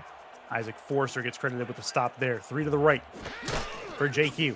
Backs it up. Throws on the run. That's a problem and should have been picked off. Instead, it'll be 4th down, and Tulsa will punt it away. Yeah, that's the 4th time in 2 drives that should have been an interception for DC there, but they left with punting the football their way there. This time, Declan O'Rourke, that's the 4th different defender in the second half that's had their hands turn into stone and not grab that football. They're getting the ball back nonetheless, but they're not getting in the position that they wanted it. Rockefeller back deep again for the punt. Punter lined up at his own 9-yard line, kicks it from the 11. Kick is up and gone over the midfield stripe to the 41-yard line. Gets all the way to the 49, 1st and 10 for DC. The SFL has partnered with Rare Drop and Rare Drop Sports to advance live events and distribution. Live and in-person championship weekends, rookie drafts, and community events are in the works. Visit raredrop.co for more info on what the company does in the gaming community, and follow Rare Drop Sports on Twitch at twitch.tv/rdsports. You should be in that channel right now. We have a whole host of community members from the SFL in chat, so if you're watching on Next Level Sports, join the chat at twitch.tv/rdsports. Tight set for DC. Put it in Kevin Say's hands. Moves it upfield, spin past 1, break 2 tackles, and eventually there are 3 or 4 desperados that will get to him, but not before a 5-yard gain. Yeah, and again, Kevin Say's was definitely cooking in that second quarter, and he continues to cook here, basically turning a 1-yard play into 7 yards, and it took basically the big body of Carson Miller to halt him right on his tracks and only make it 7 yards. 2 to the left, 1 to the right. Offset I again for DC. Synergy with the football. Couple back. Throws over the left side. That was into coverage and a dangerous throw. Nothing doing. Heslep was in the area, and he is going to knock it down. It'll be 3rd and short. Yeah, that was almost Daniel Wright's 10th interception of the season there, as he's had 9, leading the team in interceptions, along with 2 pick sixes. So that was a very dangerous throw from Shabazz Synergy, aiming it Wright's way. Jeff Banfield was the intended target there. 2 to the right again for Synergy. 7 in the box. Defensively on this 3rd down. Throws it to the outside. That's Say trying to break the tackle. He can't do it. Great open field tackle. Make it 4th down, and DC is in a spot where they'll likely have to try a field goal. Yeah, Nate Heslip has been the man in this 3rd quarter for this Tulsa defense as he grabbed the interception in the end zone, and this time stopping Kevin Say right at the line of scrimmage before he even had a thought of getting to that 1st down, and now DC has to punt that football back. Both defenses doing really well in this 3rd quarter. Yeah, not quite close enough for the field goal attempt. My bad there. Either way, a punt coming. Try to pin Tulsa deep. And the punt is in the air. It's a decent one. Got to get it towards the sideline. Instead, it'll bounce at the 10, then to the 1, and they don't stop it in time. It'll get into the end zone, and Tulsa will start at the 20. Yeah, and this very great punt done by the Tulsa punter, Ismailia Farouk, but unfortunately just kind of lands at that really awkward 1-to-goal line yardage area where the special teams unit just can't run themselves out of the end zone, so unfortunately gets to the 20. Watch Gabriel Manning, bottom of your screen here. Douglas Brown is behind JQ. Q to throw. Goes Manning's direction. That is caught. 8-yard completion, not much more than that. And it'll be second in. Actually, they'll give him 7. Yeah, and DC did a great job of closing that pocket, but JQ, very good awareness to kind of just move to the outside a little bit to give himself an extra second or two, find his open man, and Gabriel Manning get those 7 yards. So great job from Tulsa and DC on that play alone. Offset I again. Douglas Brown is the deep back. Oh, that's a free play. Handoff to Brown, doesn't matter. They'll get the first down regardless past the 30 on the free play. It's Benny Butcher, the guilty party, I believe. It looked to be either Benny Butcher or Saeed Gore. I can't remember. I couldn't see if it was the edge man on there, but they're really focusing in on Benny Butcher. So nonetheless, it's going to be a free play for Tulsa, and they're going to take it. Where they're going to give it to Saeed Gore on this penalty. Yeah. But free 5 yards, and it's a 1st and 5 now for Tulsa. All right, so a new set of downs for the Desperados. They are ahead by 2 points, as this has really been a slow-moving third quarter as far as pacing goes. It pales in comparison to what we saw in the first half, where these two teams couldn't stop each other. Now they can't get the offenses going. Looking to throw it. Q, deep ball over the middle. That one's caught. Found the seam in the middle of the field, and a run to the 20-yard line. Perfect. That is a 1st and 10. Gabriel Manning over the middle. Yeah, that's his 9th reception in this game here, as he's been the main benefactor of this passing offense for Tulsa in the last quarter and a half. And this time he just splits his man down the middle of the field and had to rely on the safeties to get to him, and just couldn't get past them both. And now practically in the red zone, Tulsa is, after basically not really getting much in this third quarter. Yeah, this is a very good change of direction for Tulsa.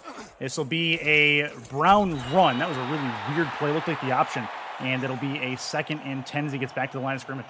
Yeah, and DC guessed right on where Tulsa was going to go on that first down play. And it's been a lot of times that first down play has been either a Douglas Brown swing pass or a run. And this time DC gets to Douglas Brown right on his tracks.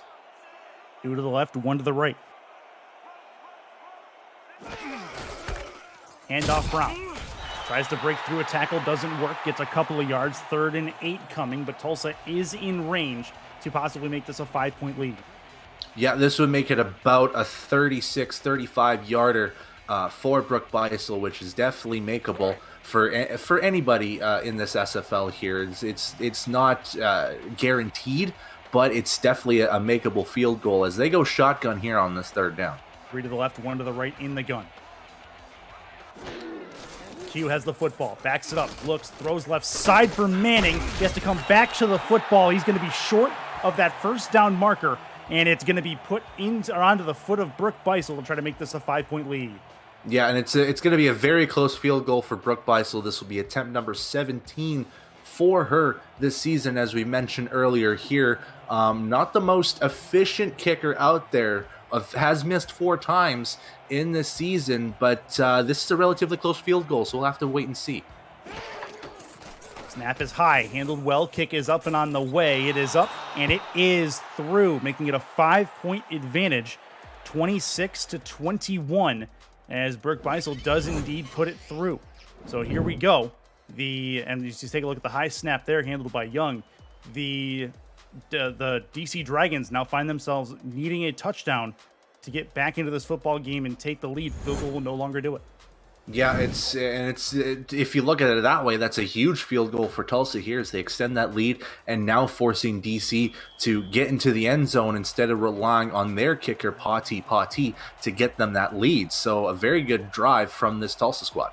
Yep, and after the long catch, 2 catches on the drive from Gabriel Manning is what that turned into, and this will be a run back from Kanye Rockefeller right into the crowd of traffic at the 23-yard line, and that is where Synergy will come out one more time. Expect to see more Kevin Say with the football at this point, but they got to find more creative ways to get it in his hands. He's been the playmaker today for DC.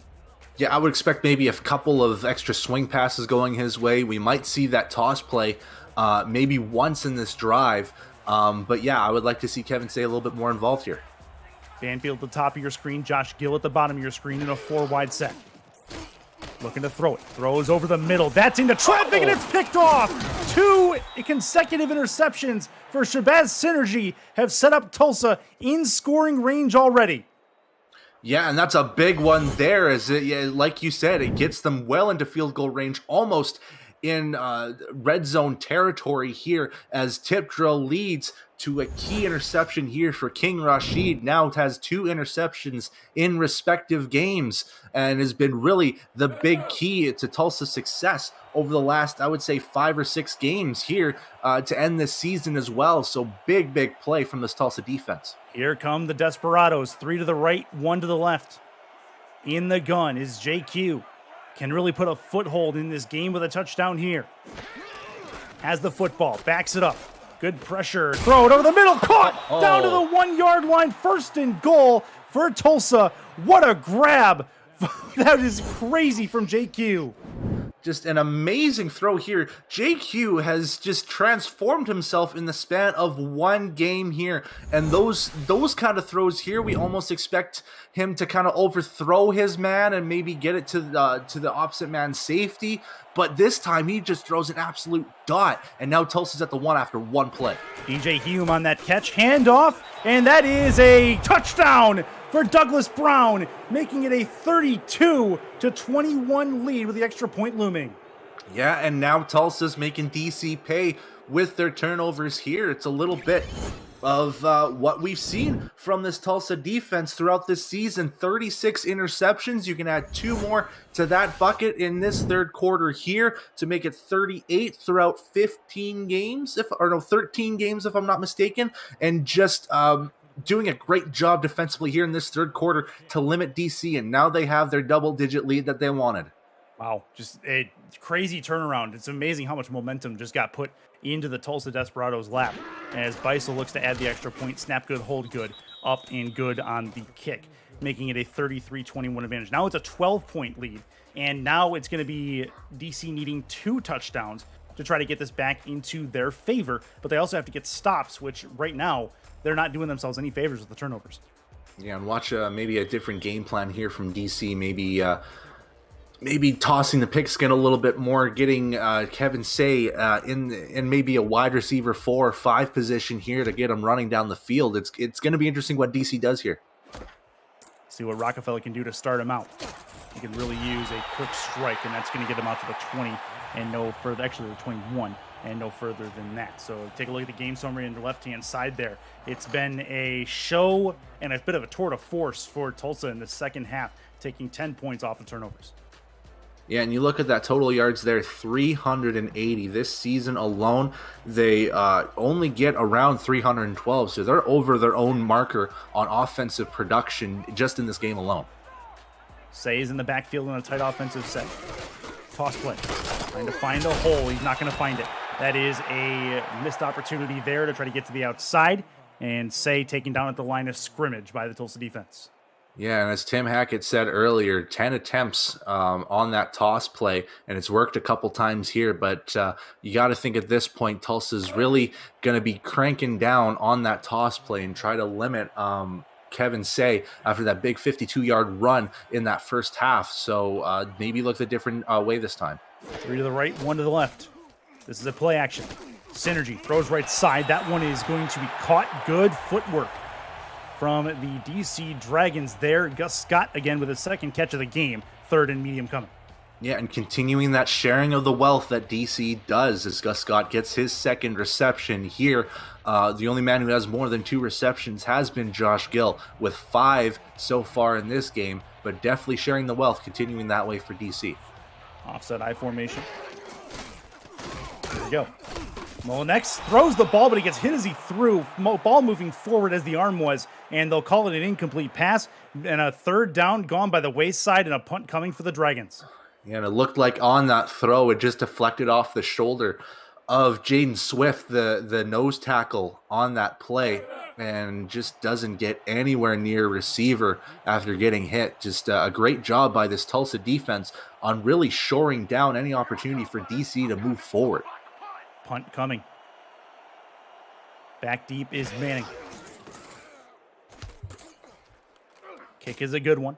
Over the midfield logo out to about the 37-yard line. Here comes Gabriel Manning, tries a spin, doesn't get very far, but gets to about the 43 is where he ends up. So back on the field come the Desperados. Visit the SFL website at simulationfl.net for links to apparel from Sector 6 and SFL mini helmets from 97 Sports Promotions, plus features from our content team, including Swap Talk, Power Rankings, and many more feature series.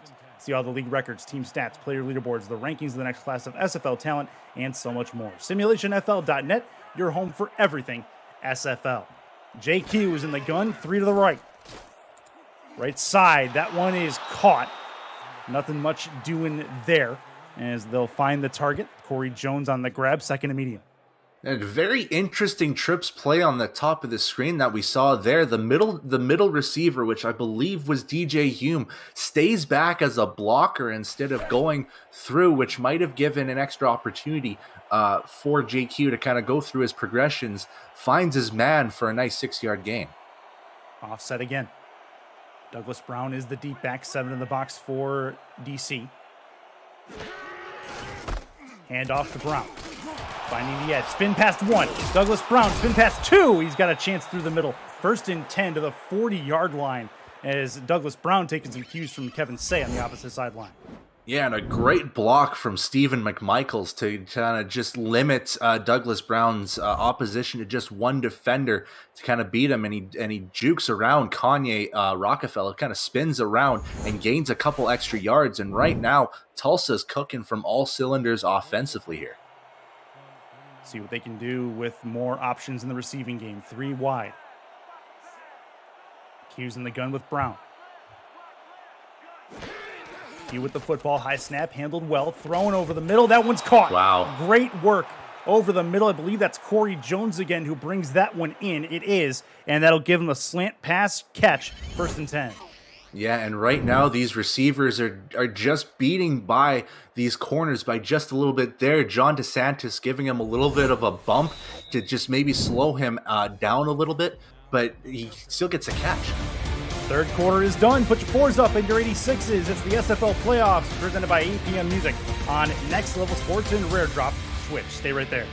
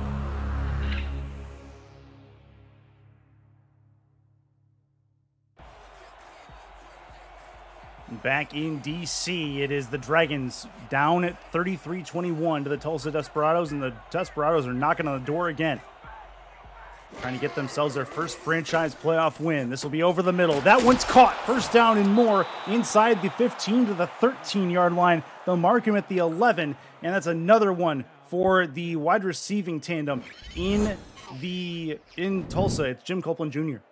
Yeah, and again, this DC defense really trying to rely on those defensive ends to try to limit JQ's time in the pocket. And right now, the offensive line is giving Q as much time as he can, finding his tight end, Jim Copeland Jr., for the second time in this game and getting that first down.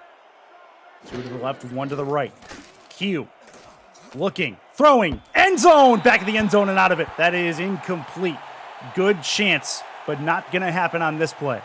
Yeah, they went with the other tight end there, Jason France, in the end zone, getting himself just open enough to JQ to consider that throw. But 2 defenders in that area to kind of alter that pass a little bit, and it was a little bit overthrown to the side, and France couldn't get to it. 2nd and 10.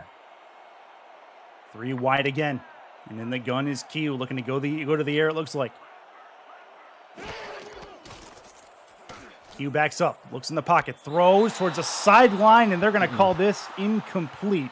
Gabriel Manning had the catch, I believe, but he was out of bounds. Yeah, just about a good yard out of bounds, too. Just waiting a little bit too long. JQ on that throw was maybe looking Corey Jones's way, who is the red zone threat, I should say, on the opposite side. But they're going to go trips to the top here, maybe try to separate Manning on the opposite side. Here we go.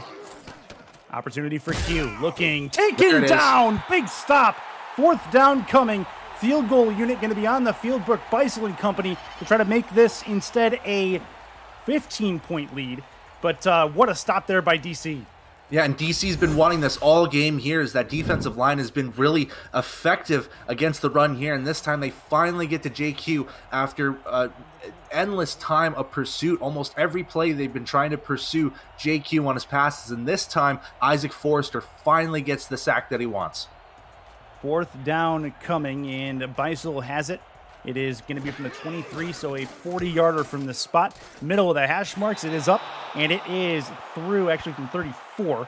I'm wrong on the math either way. Beisel puts it in, and it is indeed a 15-point advantage for the Desperados, and that puts DC on their back heels as we get into the meat part of this 4th quarter.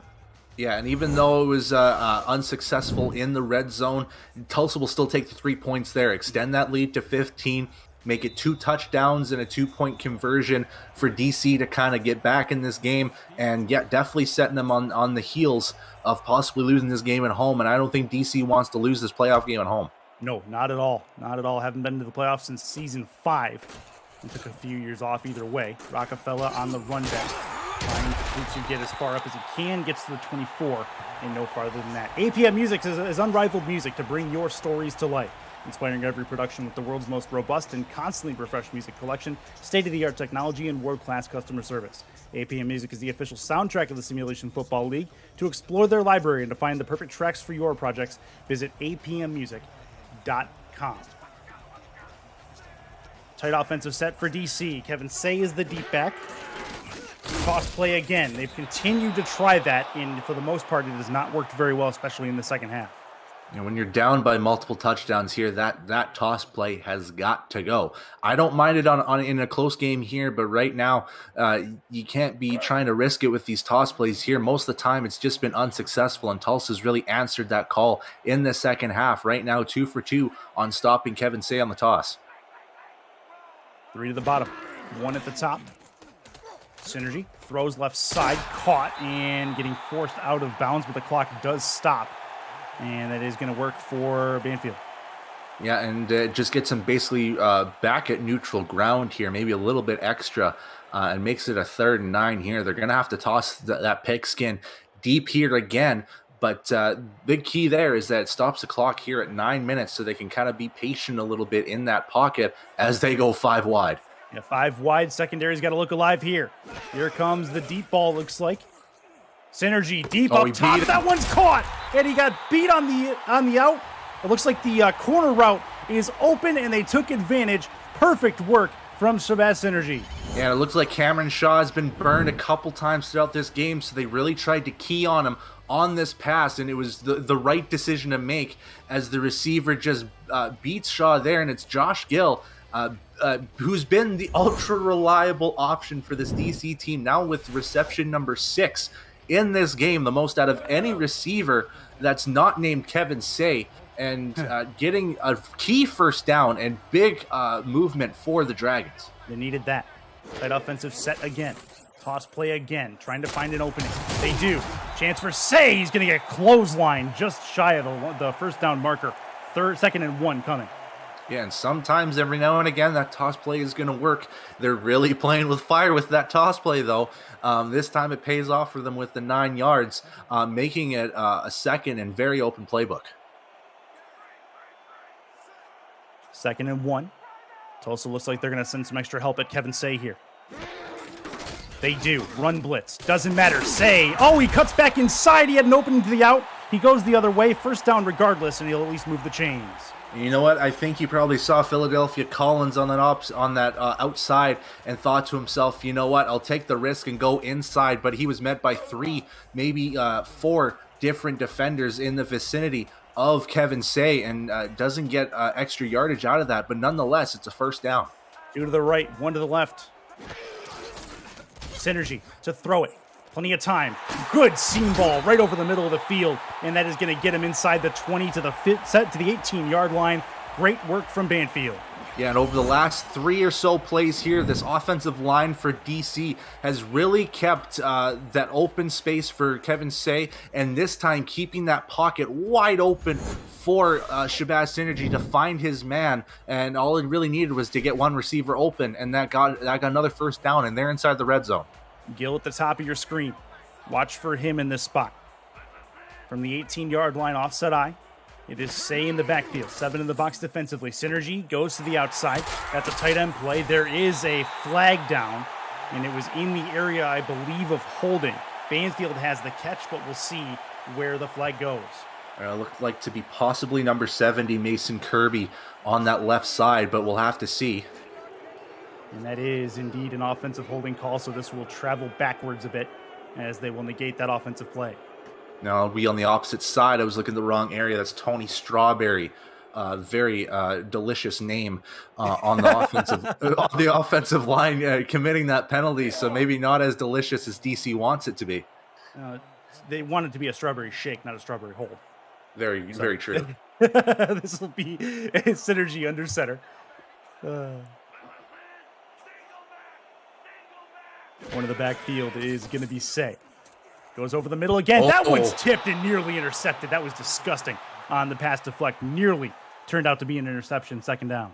Yeah, and Josh Gill was wide open on that middle of the field, and it took the one hand of Miles Gibson to deflect that pass. And now second and a country mile for DC. They're still within Potty's field goal range, I would say, making it it's still a deep field goal, but I would like to think they want to get that first down. 5 wide. Synergy looking to make something happen on this play. Plenty of time in the pocket. Throws deep over the middle. That one's tipped again and incomplete. Great timing on the hit. I believe that was Demora that got into him, and it knocks him down to the turf. 3rd down. No, it was Miles Gibson again, who has been the key man in the last couple plays here. This time, instead of going with the deflection, just stays with the receiver again down the middle of the field. I think, again, that was Josh Gill that was open in that middle, and he stopped him. That was great. Defensive player of the moment for Tulsa. See if they can do it. Looking to throw. Synergy again over the middle. This time he finds his target. First down and goal. What a ball for Banfield. Gets him a nice opportunity to get some points.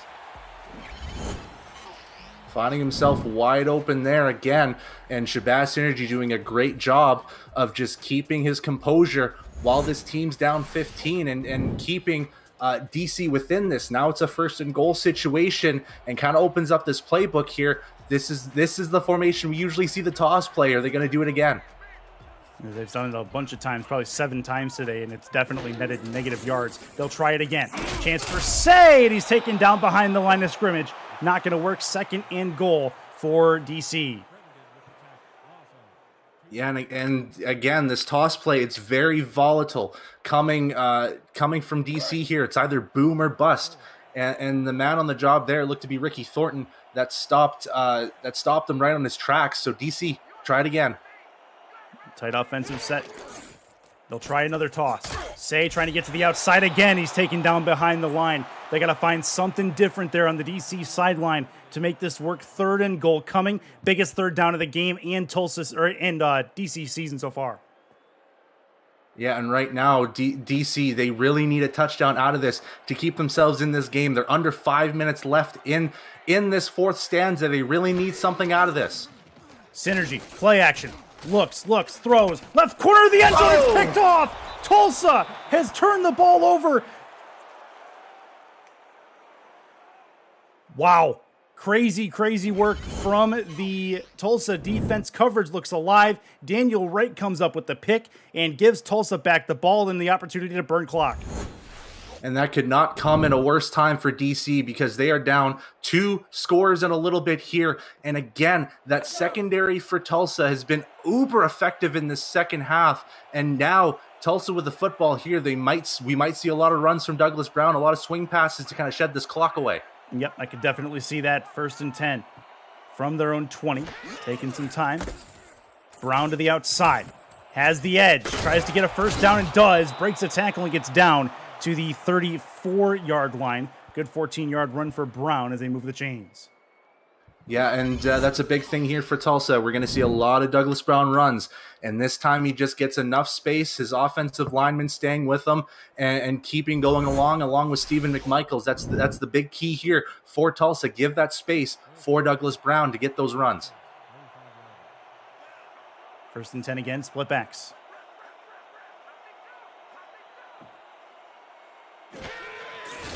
Handoff. Oh, taken down behind the line. Good work from DC's run stoppage. Their 2nd and 10 coming. The SFL's minor league, SFLM, is how you, the viewers, can get involved in the action. Create a player today and get on the field to begin your professional football journey. Through our website at simulationfl.net. The minor league season continues next Friday, but it's not too late. There's still 2 months to get your player ready for the next rookie draft in June. The SFL, where the viewers are the superstars. 2nd and 10 for Tulsa. Trying to chew as much clock as they possibly can inside of 4 minutes left. Handoff Brown. Left side. Taken down behind the line. DC knew it was coming. 3rd and long coming. Yeah, and DC, they're really going to need to have that run-stop defense repeated over and over and over again. They're going to keep going with Douglas Brown. We might see a swing pass here on this 3rd down to try to get that 1st down, but this time it's another stop from DC. If they can get one more, they're going to get this football back with maybe 2.5 left to go. They'll have a chance. It'll be a small one if they can get this 3rd down stop, but they have to get the 3rd down stop first. Clock still ticking away. 4 wide.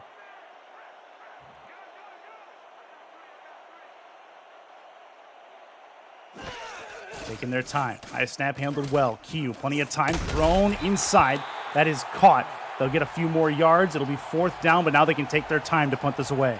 And it was a great job from the DC defense to force JQ to throw the football and just make it a short pass instead of maybe possibly getting another 1st down. Now getting the football back with maybe just before the 2-minute warning hits. They're going to have to be quick with these drives that they're going to have. Yeah, if they have the opportunity. Punt's going to bring them down to about the 2:04 mark, which means we should have the 2-minute warning after the punt is complete and the return. Punt is in the air. This will bring us down to the 2-minute warning for sure. This will be returned from Rockefeller to the 30-yard line. Nothing doing. 120 seconds left to the end of the game. DC needs a bit of a miracle in our nation's capital. It's the SFL playoffs presented by APM Music on Next Level Sports. Stay right there.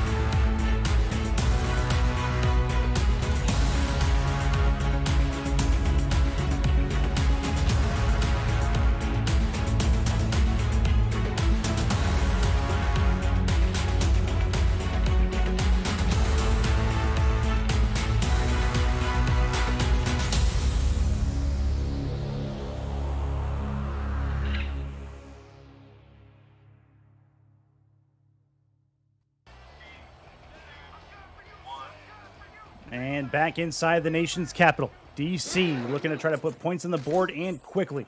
Synergy over the middle. That one's caught. Trying to get free is Josh Gill. He's going to get taken down past midfield. Timeout taken by the Dragons. And that's what they're going to have to do here, DC, is get those deep bombs here. Josh Gill has been your main man. We might see a lot of targets going his way in this last 120 seconds.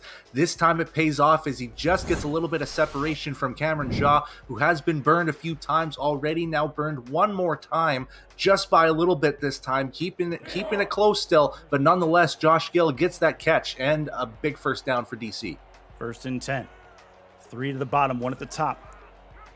I believe that's Banfield actually at the top. Josh Gill's in the slot. That's a free play. Synergy got to take advantage of this. Left side. That one's caught. They'll get the first down. Clock will stop for the penalty.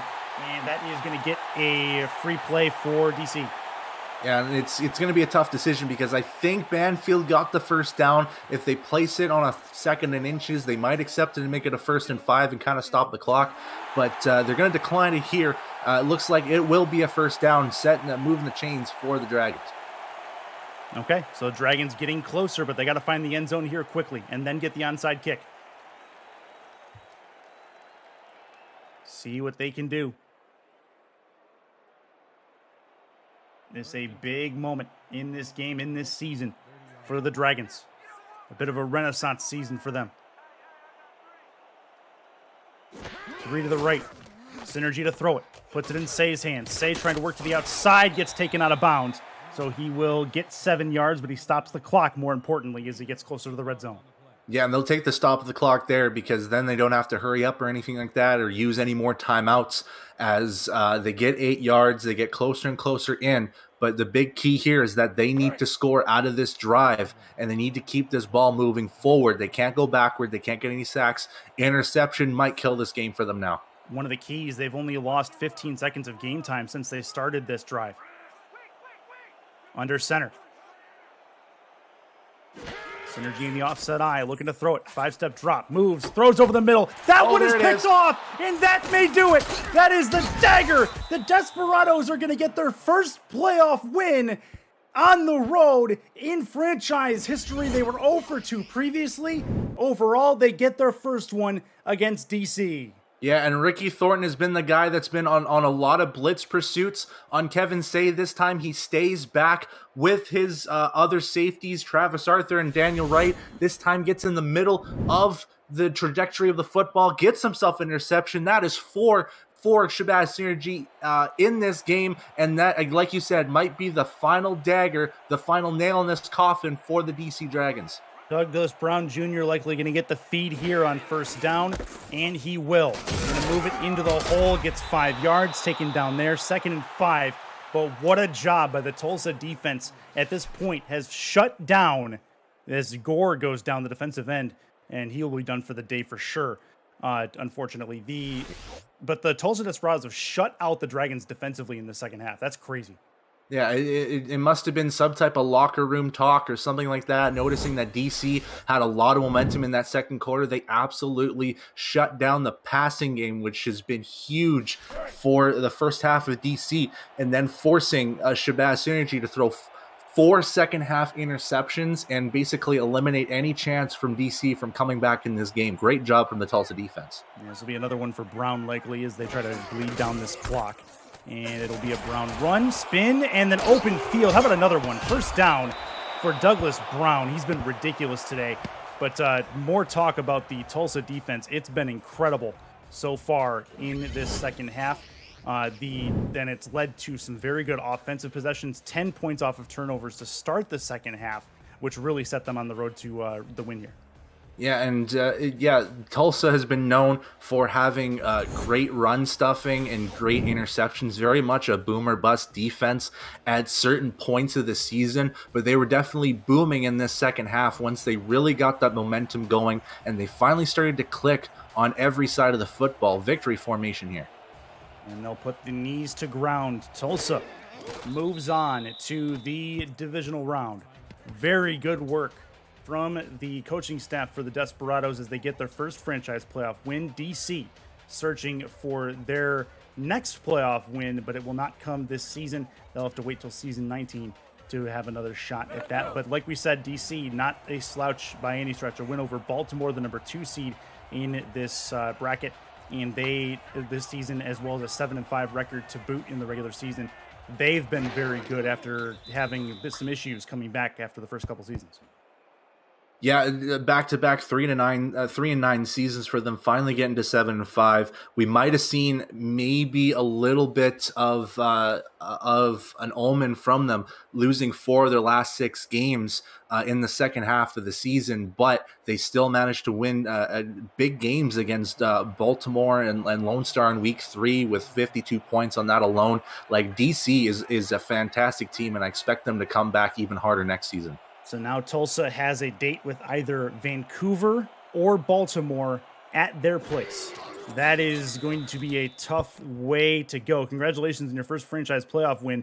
Now you get to go against one of the top 2 seeds in the playoff tournament. But a very good full team effort today, capped off by the interception late, and just a fantastic second half, and they absolutely deserve to be here. Yeah, and that comes off the results of 2 higher seeds, London and Charleston, winning their matchups yesterday. This is the first lower seed team to win their matchup, possibly an omen for this Florida game that we're going to see later on. Is that 12 seed going to win and face Vancouver? We'll have to see later on, which is going to come in about half an hour. Yeah, Sioux Falls wins. It'll be Tulsa taking on Vancouver. If Florida wins, it will be Florida taking on Vancouver, and that is going to be a punt to DC. A couple seconds left, enough time for the offense to come back on the field and give their fans a bit of an ovation for a very good DC season. And it's definitely a lot thanks to the fans who have come in droves to support this Dragons team. Yeah, and one last opportunity here. We may see a Hail Gary out of this formation. We're not sure. Hail Gary, I like it.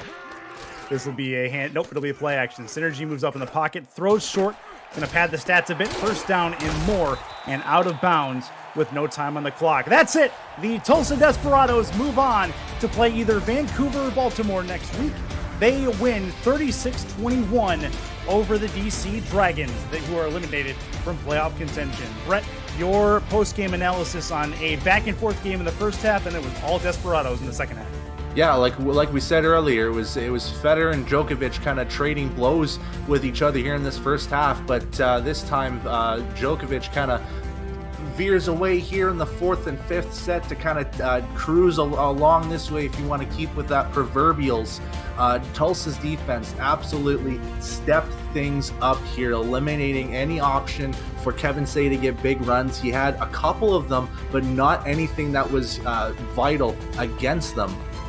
As we see one of Shabazz Synergy's interceptions on that tip drill and King Rashid getting it. And that's the big key here, is that the defense really backed up a little bit and limited the options of throwing the football for Shabazz Synergy and caused those turnovers because of that. 4 second half interceptions is definitely a difference maker in the second half, as no points from DC, which is insane to say in a league that we almost see scoring in the second half all the time from both teams. But one team stayed on the point marker there, and it was all Tulsa that second half. There was no change of momentum in any which way or form throughout the 3rd and 4th quarters. DC had opportunities on that one, but they kind of squandered it with 2 end zone interceptions that related to touchbacks. So Tulsa, big ups on you, and you are going to be a very scary team for whoever is going to face you next week. Yeah, no doubt about that one, and very good work. A couple of notes. One, the DC Dragons were made one-dimensional by this Tulsa defense. They were forced Shabazz Synergy to throw the ball into spots where he was not comfortable, and they paid the price. The other side, the over-under in this game was 57.5. We got the 57. Player of the game in this awesome game was JQ. 2 touchdowns for a 126.2 passer rating. That is fantastic work. For Brett Solberg for the last time this season, along with our stats guys, this is Chris Curtis saying goodbye and goodnight. We send you to the SFL studios in just a moment here on Next Level Sports as we get you set for the second half of our wildcard doubleheader on this Sunday. Enjoy the game, everybody. Thank you very much. Good luck to Florida and Sioux Falls. Bidoo.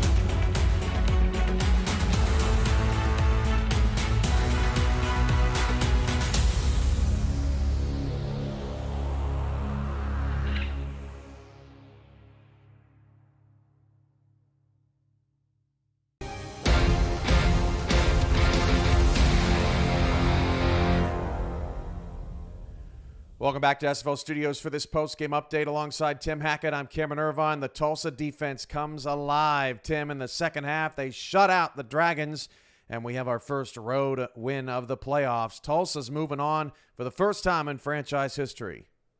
Thoroughly impressive defensive performance from the Desperados in the second half. Emblematic of what's been a wholly impressive turnaround season for them this year. Again, there are a lot of numbers for this team that are underwhelming. The quarterback play has not been great this year. The offense has been inconsistent. The defense gives them more yards than anybody else. But this game kind of embodies a lot of the good things about Tulsa. And just like you and I said before the game, they made life miserable for DC, for all members of the DC offense in the second half. Kevin Say had 4 total rushing yards. Sabaj Synergy threw 4 interceptions. And DC, of course, scored 0 points. So it was just a fantastic second half effort from everybody on the Tulsa side, especially on the defense. Tulsa reached their full potential today. They got everything out of their defensive front. They got interceptions out of their secondary. Douglas Brown, the #1 pick in the rookie draft. We saw him having a party with family and friends when he got drafted. And from that moment to here, he's helped the Tulsa Desperados get their first playoff win. And JQ's first playoff win, too, of his career. He stuck it out with Tulsa in a couple of down years. But, I mean, it pays off. Q was terrific and put in a bunch of positions to succeed today. And this team has been on a hot stretch. They go into week 13. They defeat Louisiana for the second time this season. An impressive, really a marquee win for this team to kind of get themselves on the right track and put themselves on the precipice of the playoffs. And then they get in for good by blowing out Atlanta, one of the greatest franchises in recent league history, in the last week of the regular season to get themselves into the playoffs for good. So add that to today, and it's 3 straight wins for Tulsa. And it sounds cliche, but I fully believe that in this league, just like other leagues, it's when you start winning the games. And Tulsa is hot right now. Obviously, 3 wins over solid teams. I still think, like I said pregame, DC is a quality team, and Tulsa completely grounded this offense. Hardly any turnovers for DC this regular season, something I mentioned top of the show. Only 20 giveaways, second fewest for DC and Shabazz Synergy in the regular season. They give up 4 today, and they lose the turnover battle 4-0. So that is a tough battle to overcome, even against a team in Tulsa that gives up a ton of yards. They did not do that today. It was a shutdown performance. Less than 2 turnovers per game in the regular season for DC, and they give up 4 all in one half today. And that just goes to show you how good that Tulsa defense is. And whoever they play next week, Vancouver or Baltimore, we'll find out in a couple hours. But either one of those teams is going to have their hands full with that defense next week. We're going to take a quick break, and when we come back, we're back to preview our 12-5 matchup, but it's no ordinary 12-5. The Florida Storm, who haven't played a road game in the playoffs in years, at 7-5, your 12 seed, going up against the West champs, the Sioux Falls Sparrows, who are back in the playoffs. That preview coming up when post-game update returns. You're watching the SFL playoffs on NXT.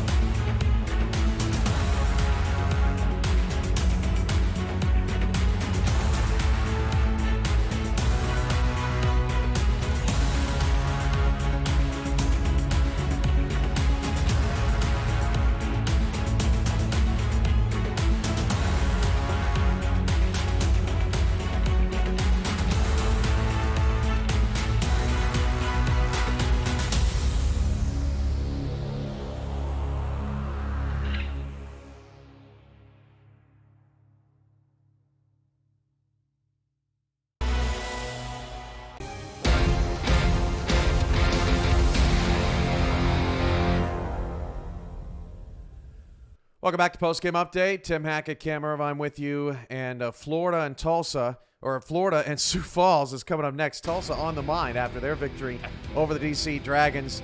Florida and Sioux Falls, two teams that have plenty of playoff pedigree. Sioux Falls back in the dance, Tim, and Florida trying to spoil their party.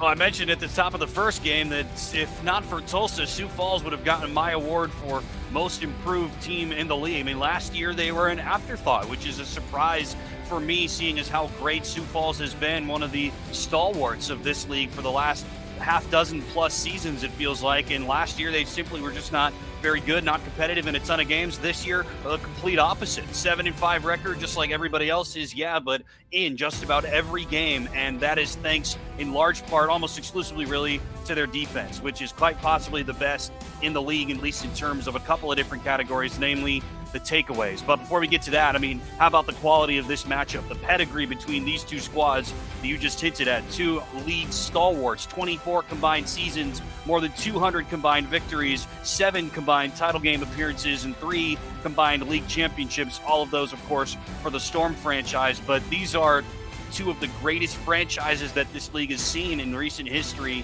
and now they get to meet up in Wild Card Weekend, which just goes to show one of the points that you guys made yesterday on the post game, how this league continues to evolve. Different teams are good now that maybe weren't good in recent past, and now these two teams that were really good in years past can both have a very good chance of getting knocked out on the first weekend of the playoffs. If you're watching this streaming, you can check out Florida Sioux Falls coming up on the SFL's YouTube channel, or, of course, right here on Next Level Sports as we get ready for the last of 4 wild card matchups at the half. Tim and I will preview some of the potential matchups in the quarterfinals, take a look at some dates and times of some teams that you may be familiar with playing next weekend, and it's going to be a lot of fun. Josh Zirkle, Stephen Hacker have the call of Florida and Sioux Falls. It comes your way on the other side of this break.